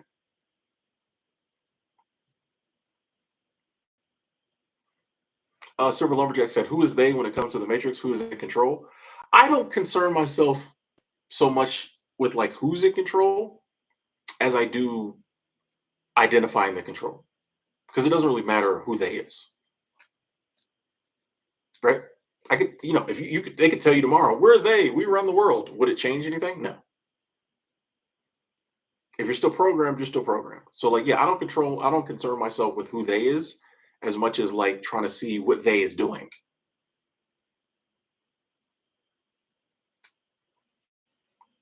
But the rich and powerful will always rule the world.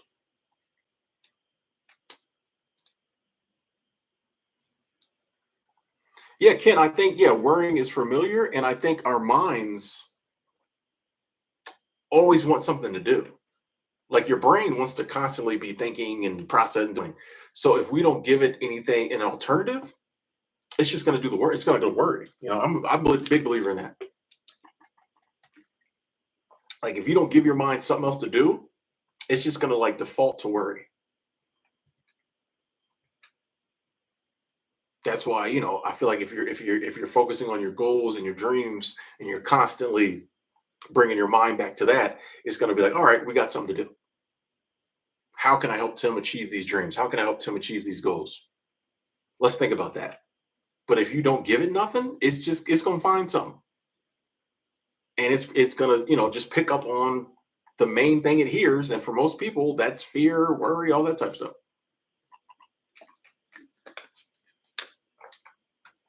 It's just going to pick up on what it hear, what it gets the most of. And for most people, that's fear-based stuff, so you start worrying. Appreciate you asking people to hit the like button, Angela. Thank you. Shout out to Angela, our faithful moderator. Good to see you.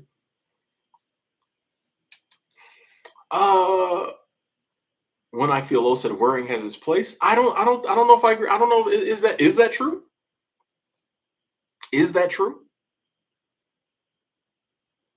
Now I can look at a situation and identify, okay, this is a possibility. Let me take steps to like protect myself.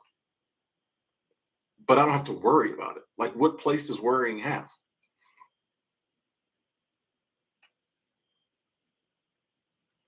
I can look at something realistically and do what I can in that scenario to protect me, protect my family, but worrying about it, you know what I mean? I think we equate making the right decision with worrying. In our minds, it's the same thing. Oh, if I think about something, that's worrying. No, I can think about something. I can come up with a solution. I don't have to worry about it. It's totally different. It's totally different. I can understand, okay, I'm going to go on this hike and there might be bears, so I'm going to bring bear spray. But I don't have to worry about being attacked by a bear. That's not going to make the bear go away. You know what I mean? Like, this is how we are in life. Like, we feel like, oh, if there's a situation, there might be pain or suffering or discomfort. I have to worry about it to make the right decision. No, you can just identify. Yeah, gas prices are going up. I might have to allocate more money to my gas budget. I might have to drive less. I may have to charge my customers a little more because my fuel costs are going up in my business. But you don't have to worry about it,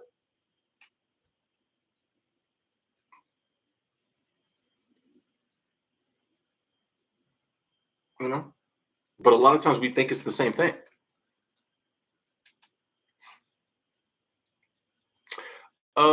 I don't think worrying is a sign of high intelligence. No. Um, no.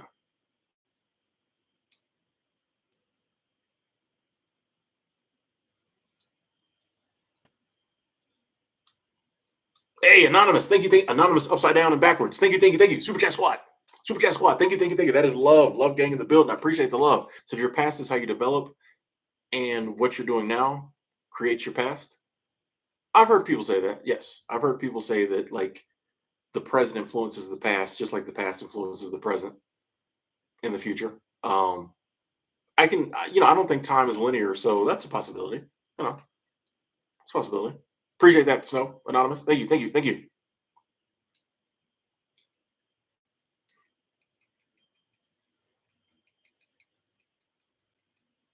Worrying is praying for your own destruction. Once again, yeah, and I can even see it in the chat. And once again, I'm not saying anyone's wrong. These are just my opinions. I think we're using the wrong word. What we view as worrying, and some people are saying worrying, isn't what I think the real definition of worry is. Because like worrying doesn't help you make a plan. Looking at something truthfully and like understanding that, okay, this could be an issue helps you make a plan. Worrying is something totally different. Worrying is something totally different. Identifying that something might be an issue and then making a plan, that's healthy. Worrying is unhealthy. But we think it's because we worry so much, we think that's the same thing. Because we're so used to worrying, we think that's the same thing. Like, oh, if I don't worry about it, that means I'm not concerned about it. No, you can be concerned about something. Like, oh man, that could get weird. Let me do what I can see what I can do. Now, since we're like all human and we've been brought up worrying, it takes a lot of work to like get to a place where you don't worry a lot. But that doesn't mean you have to worry or that worrying is healthy.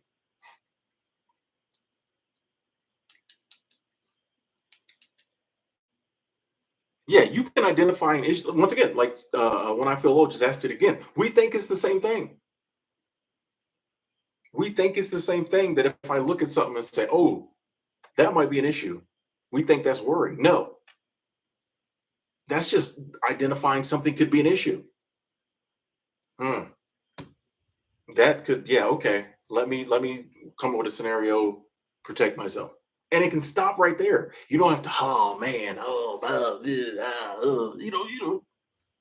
you don't have to.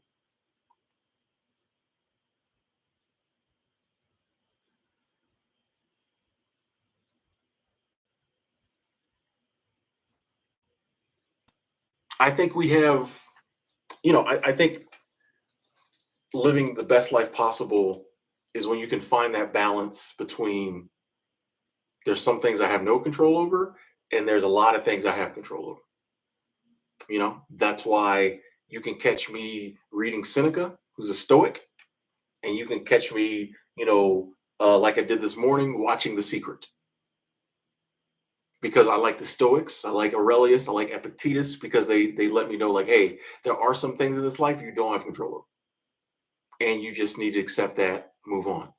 And then I listen to other stuff about manifestation and goals and dreams, to let me know that, like, there are things you have control over, and you are tapped into divine power and energy, and the whole universe is conspiring for you to have an amazing life.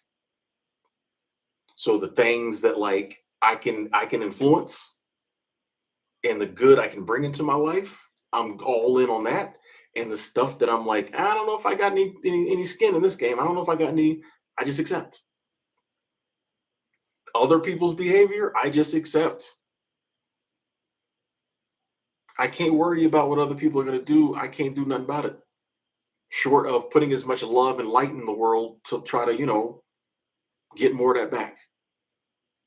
My stuff, I know I can influence.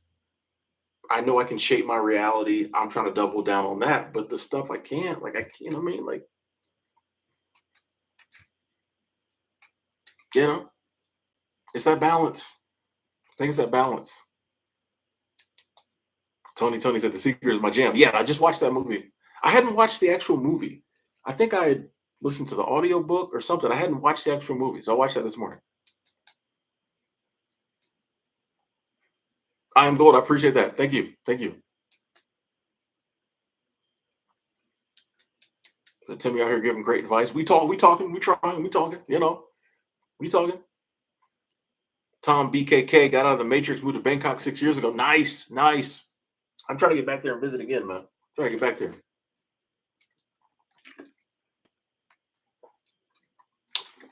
Yeah, once you start to realize how powerful our thoughts are, I think that's another good reason not to worry so much. Yeah, like and that's another, the programming doesn't want us to think that we have as much control over our reality, in our life as we do. The programming wants us to think this is the way it is, and no matter what you do, life is this. That doesn't have to be true for you if you don't want it to be true. That's when people are like, life is pain. I'm like, mine isn't. Pain is a part of it, but my life isn't pain. Everybody's got debt. Everybody got this. Everybody, no, that doesn't have to be true. There's no good men or women out there. That's not true. People are, you mean like in my reality, things are just different than a lot of people's reality, because I know I can shape my reality. Don't have to be as worried. Somebody the other day was like, how do you deal with, like, all the negative, nasty people, whatever? I'm like, I don't run into people like that much. I run into happy, nice, friendly people 90% of the time. Okay, maybe no, I'd say 85, to be totally honest. I don't want to push it too far. 85% of the time, I run into nice, friendly, amazing people. The other 10, 15% of the people I just don't deal with.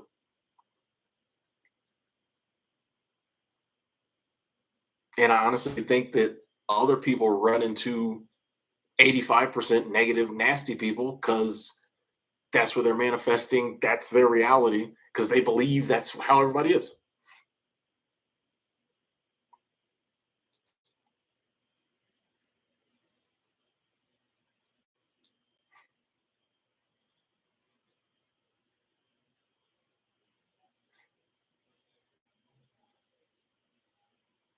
Michael, I think the reason a lot of content creators are asking their audiences what they want is because a lot of people's views are down. And so we out here in content creation world trying to figure out what to do. So I think a lot of people's views are off. And so they're like, hey, let me just ask what y'all want. What would y'all watch? I think that's part of it. I think that's part of it.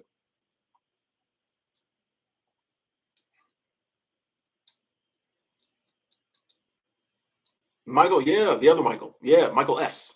Yeah, I'm the same way. Cities, like, I like going to downtown Denver every now and then to see the buildings and see the people, and visit friends. But like, yeah, I'm so much happier in nature, man. Like I always say, like nature is my church. Like I don't need to go sit in the building on Sunday. Just me. I can go out and sit by a stream or a creek or a river or in a meadow and see the flowers or look at the mountains. Like that brings me closer to the source. That brings me closer to God. That's when I get that real feeling of, gratitude and thanks. And I feel like I'm communing with her. You know what I mean? I don't get that in cities. When I'm in cities, I'm very much so in my human thoughts. Chicken fried tomatoes. Thank you, thank you, thank you. Super Chat Squad. That is love. That is love. Thank you so much. Said, hey, Tim, you mentioned nutrition. Check out Dr. Eric Steinberg and Dr. Ken Berry on YouTube if you get a chance. Much love. Thanks for your content. Thank you for the recommendations. I'm actually going to write those down real quick. Super Chat Squad. Thank you for those recommendations. What was that? Ken Berry. And you're welcome. You're welcome. Thank you. Technical, starting to believe the concept of the law of attraction.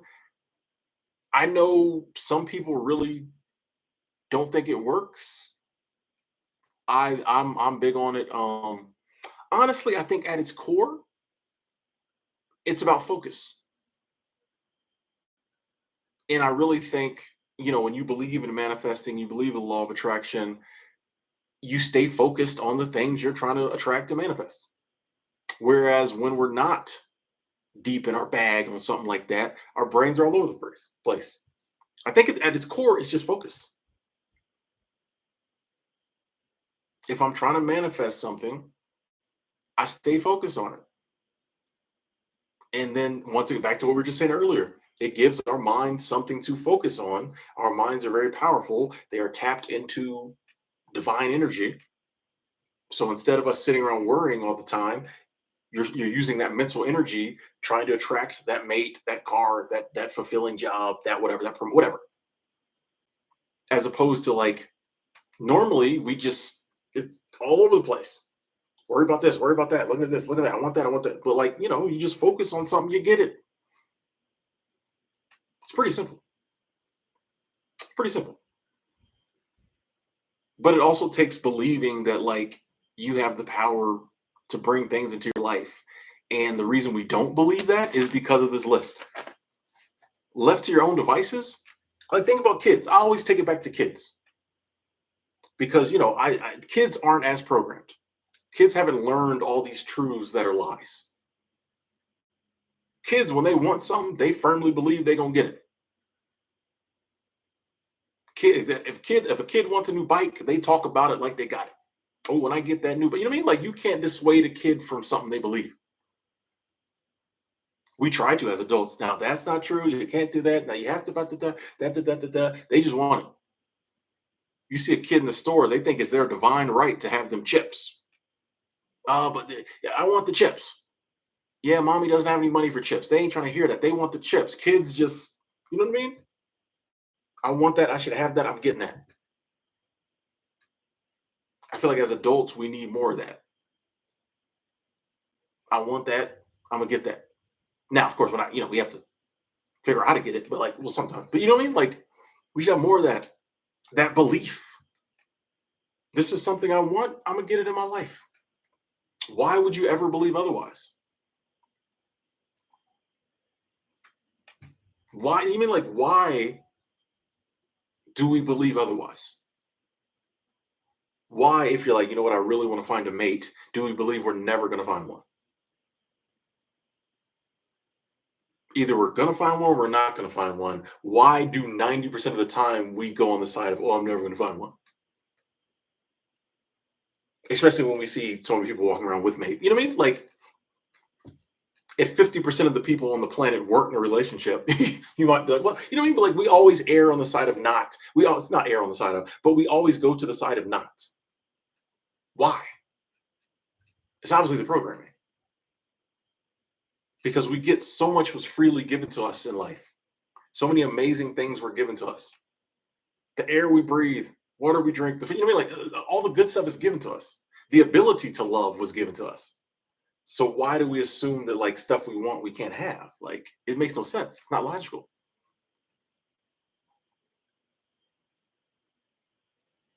It's not logical. We should just naturally assume we're gonna get everything we want in life, and then like if it doesn't happen, then be like, oh man, that was weird. Oh well, I got all this other stuff. Yes, I believe in visualization, meditation, all that. Yes, yes. Quantum leap. I believe in karma in the sense that what you put out, you get back. This can be good. This can be bad. Um, I don't believe that there's a entity called karma. I just believe if it's energy. If you give off positive energy, you get positive energy back. Like I think that's just how the universe is set up. It's like gravity. Like, you know what I mean? You jump off a tree, you fall to the ground. You give off good energy, you get good energy back. I just think that's whatever receptor you have open when you give out is their only receptor that can bring it. That's the way I look at it. That's karma to me.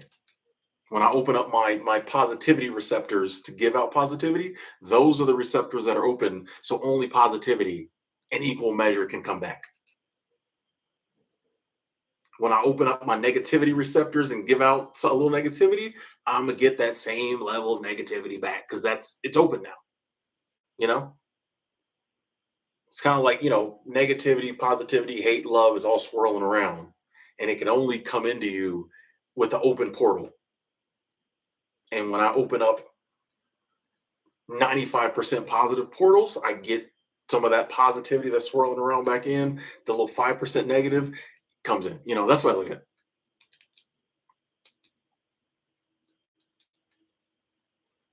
Yeah, Rebecca, children don't doubt themselves.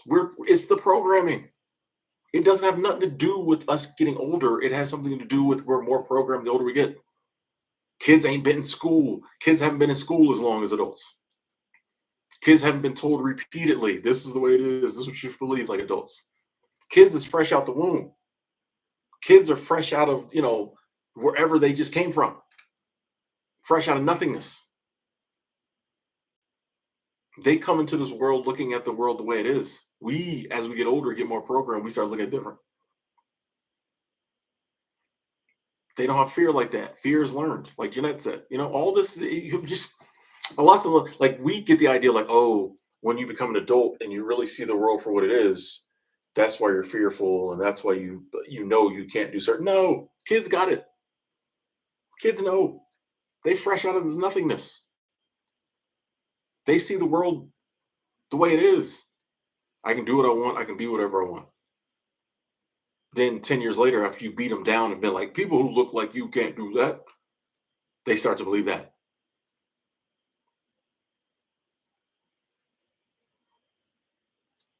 Yeah, Delana, you young. You young. But that's good. Youth is good. Age is good too if you get the right wisdom. All ages are good. Young, old, whatever. But like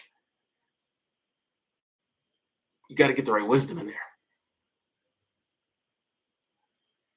If you can keep that worldview of a child and add on more wisdom, then you're unstoppable.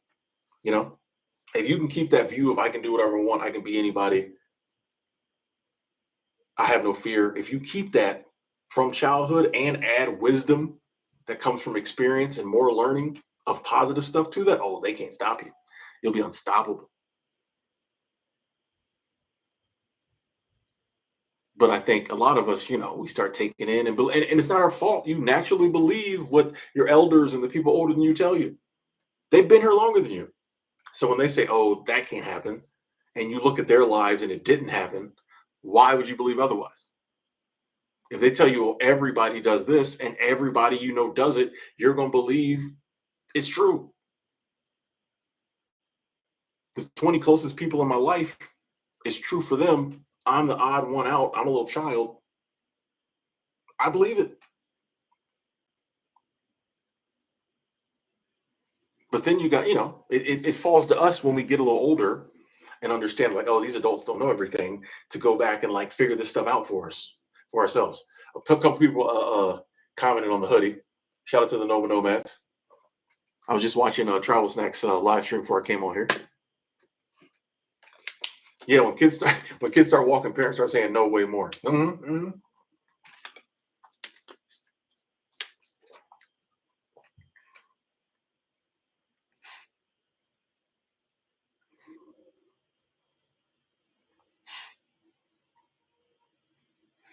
Um, YouTube is YouTube, Michael, and I y'all know me.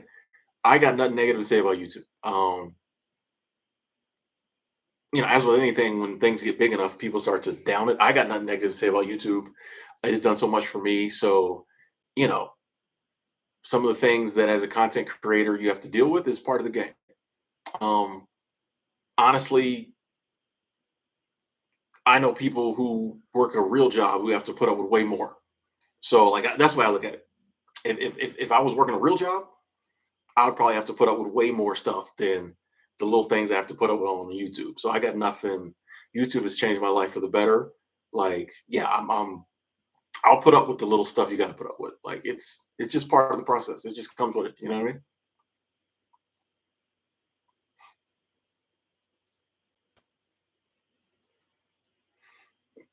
Hey, Manfly Neil said, I'm 52 years old. My vice is stay out of debt. That was number 2 on our list. Debt keeps you firmly in the matrix. You can't go nowhere.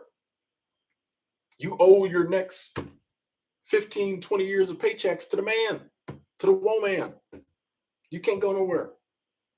They don't let you out the matrix when you got debt.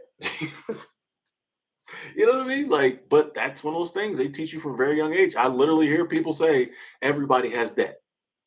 And I'm like, that's not true. Like, there are people that are debt free or people that have very little debt. Everybody's got debt. I'm like, okay, the A, that's not true. And B, that doesn't justify you running up $30,000 worth of credit card debt for stuff you don't need.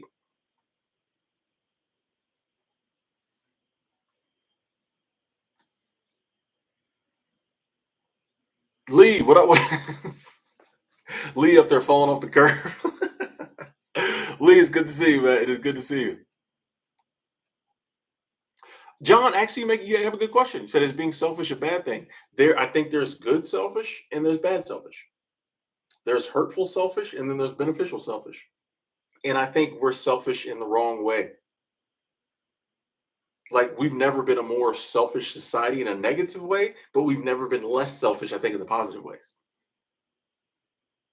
You're supposed to be selfish. You're supposed to look out for yourself and like design. That's what I'm saying. You got to get selfish if you're trying to design your dream life. You got to get focused on you.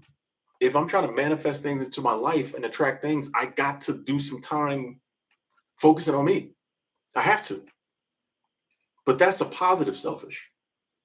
And that positive selfish leads to me helping others.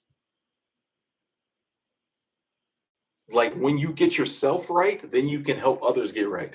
I always think about this when I'm on the airplane and they show the safety video and they talk about the oxygen mask coming down. And they're like, remember to always put your oxygen mask on first before you try to help somebody else. Because if you don't get your mask on right and you pass out, you're not going to be able to put your child's mask on. Right. So, yeah, you need to be selfish. Put your mask on first, get your oxygen breathing, then oxygen flowing, excuse me. Make sure your breathing's correct. Then you can put the mask on your kid. They'll be okay not breathing for another, 30 seconds or whatever it is. They'll be fine. But like, if you don't get your mask on first, both of y'all might not make it. So I think life is like that. Like, we got to get ourselves right. Then we can help others. Then we can give more to society, to our communities. But a lot of times we don't do that selfish. We do the other selfish, which is like, look at me, you know, I'm better than you, that type selfish. Good selfish leads you to be like, look at me, we're all equal. If I can do it, you can do it. Let me help you. I'm living my best life. Let me help you live your best life because I took the time to get selfish and work on me. Now let me help you work on you. And then you can help me work more on me once we both get here. But today's selfish is like, oh, I'm better than you. I'm up here. You can't do what all the music, all the hip hops. I'm better than you. You can't do what I do. That's the negative selfish. Joseph L, thank you. Super Chat Squad, that is love. Let's throw the hearts up. Heart gang in the building. Joseph said, you can't help others if you don't help yourself first. Facts. We out here trying to like sometimes help others. We don't know what we doing. I can't help you live a good life if I don't, if my life ain't there. It'd just be the blind leading the blind. You got to work on yourself first.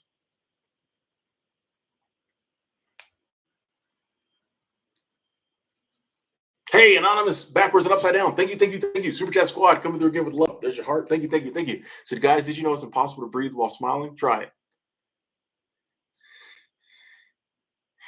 it. Wait, I'm about, you about to have me stroke out over here. I'm gonna let y'all try that.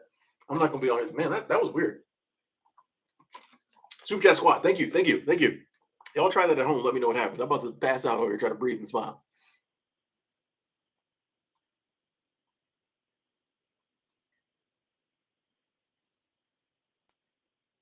Hey, Apple says, been trying to teach my siblings this for years to be debt free. Nice, nice, nice.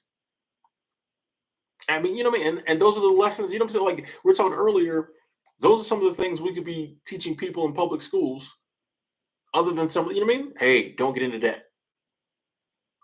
Don't get into debt. Hey, anonymous upside down the backward says, just kidding, just want you guys you guys to smile. Hope you have a great weekend. That's love. That's love. You got me. You got me. You got me to smile. Yeah, I was like, you can't breathe and smile. If that was the case, I would have been had a stroke. I'm always smiling. Thank you. Thank you. Super chat squad, super chat train. Whisper of love coming through. Super chat squad, super chat train. That's love. Thank you so much. Say, hey, Tim, you're awesome. Thank you. Can genetics play a big role in adult life regarding worrying, etc.? I would imagine that there are some people who might be more predisposed to worry. As with everything, I think genetics plays a part in everything. Um, I also think environment. You know, if you grew up in a household where there was a ton of worry going on, you're probably going to worry more because that's the only example you know. So yeah, I would imagine genetics might play a part in it. Environment, upbringing, all that stuff. You know, but that just means we just have to work a little harder at it. You know, where someone else might have had, might be genetically predisposed to get an illness. You might be predisposed to worry a little more. Like we all have our crosses to bear. You know, so yeah, I would imagine. I think there's a lot of things that sometimes we have to deal with it more just because our genetics. You know, it just is what it is. You know, but that means there's other stuff we don't have to worry about as much or deal with as much because we didn't get that gene. You know, so yeah, I think so. Super chat squad. Thank you, thank you. Yeah, Joseph, Dave Ramsey. A lot of people give Dave Ramsey crap, but like he didn't help a lot of people get out of debt. Jennifer checking in.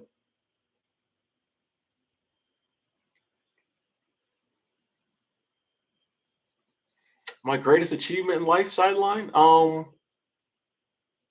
really don't like to. Y'all know me. I don't like to rank things. So anytime it's best, greatest, favorite, I'm probably not gonna have an answer. Um, you know, getting sober was a achievement. It's definitely on the list, but like, yeah, I don't really like to rank things like that. Y'all know me.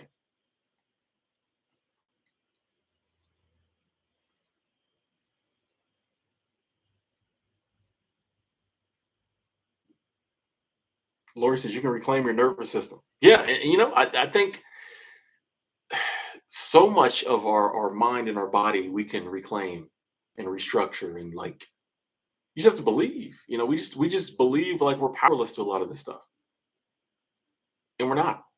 You just have to start believing. You know, and it might still be a lot of work to it, but like it's possible.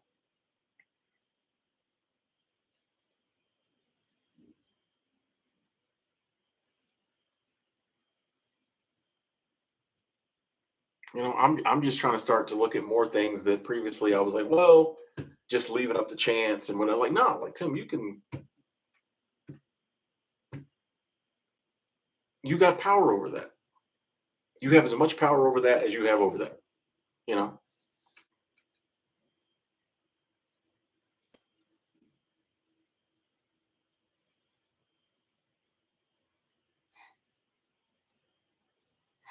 what do I think about people coming together, collective action, unions fighting for fairness, justice? Um, I think each person has to decide for themselves what they're going to do in situations like that. Like I think it's always great when we come together, but I think each person has to decide who they come together with and how they're gonna, fight, if you will. That's my answer to that. I don't think there's a one size fits all. This is the way you affect change. I think we all have to decide for ourselves, what change do I want to affect and like how am I going to go about doing it? You know.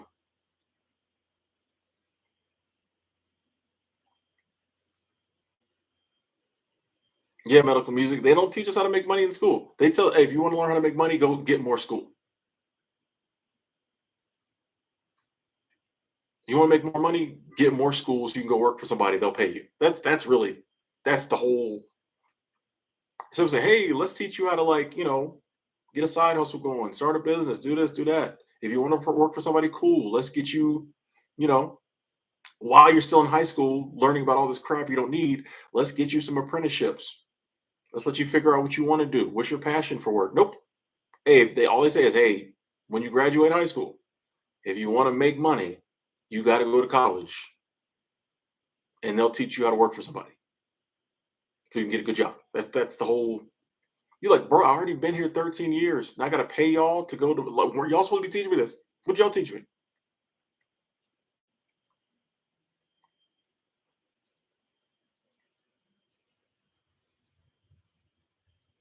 Yeah, if you give us 30 grand, we'll show you how you can make some money. Well, or we'll give you the classes you need to get the right piece of paper. Now, there are, yeah, I'm generalizing there. There are obviously college courses you take and degrees where they teach you how to actually do something. There's a lot where they don't.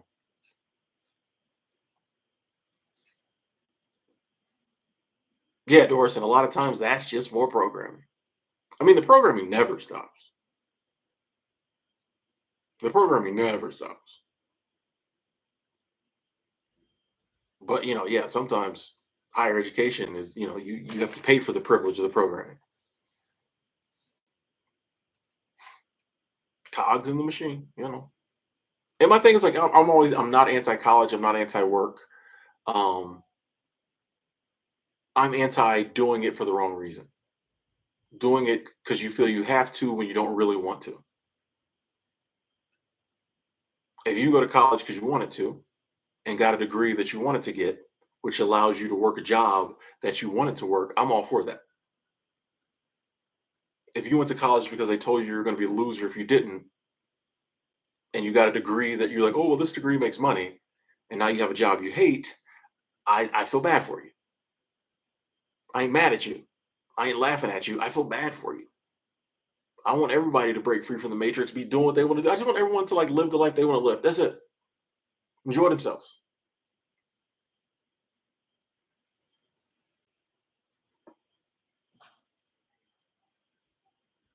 Arvin, if you're already good, you're already up, you're already making money. What do you need to go to school for? If, Arvin, like, I just wouldn't go. I know it's hard sometimes to tell your parents I'm not going to school, but if you're already running a business and making money, what do you need to go to school for? Just don't. I mean, I know it's easier said than done. Just don't go when you're dealing with your parents, things like that. But like, can't nobody make you go to college? Because if you're making money like that, you can just move out. Like, you know. But once again, I'm not a financial advisor or guidance counselor, But that's just my way in. Like,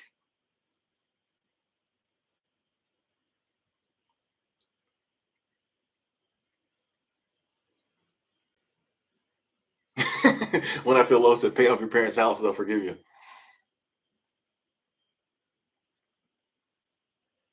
LaFame, yeah, school's the only thing you can do for 12 years of your life and come out just starting. It's crazy. Javier, I love the fact that you like the walk and talks. I'll see. The weather's going to get a little chilly here in Colorado, but I'll see. I should definitely have some next month. We'll say that. So yeah, next month.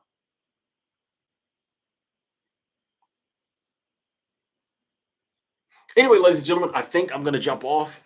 Don't want the stream to go too long. We got through all our points, had some good Q&A, and honestly, I'm getting very hungry. So thank y'all so much for tuning in. I hope this information was helpful. I hope you got something out of it. I appreciate you spending time with me this Friday evening. Hope you have a wonderful weekend. Big shout out to the Super Chat Squad. Appreciate the love to the usual suspects, everyone new, the lurkers, the thumbs uppers. Appreciate y'all so much. Shout out to Angela, our faithful moderator, coming through. Thank you so much, Angela. Stay blessed, stay abundant, keep trying to get out the matrix, live your life, realize you're tapped into universal power. You can do whatever you want to do. I love all of y'all. Love all of y'all. Talk to y'all soon.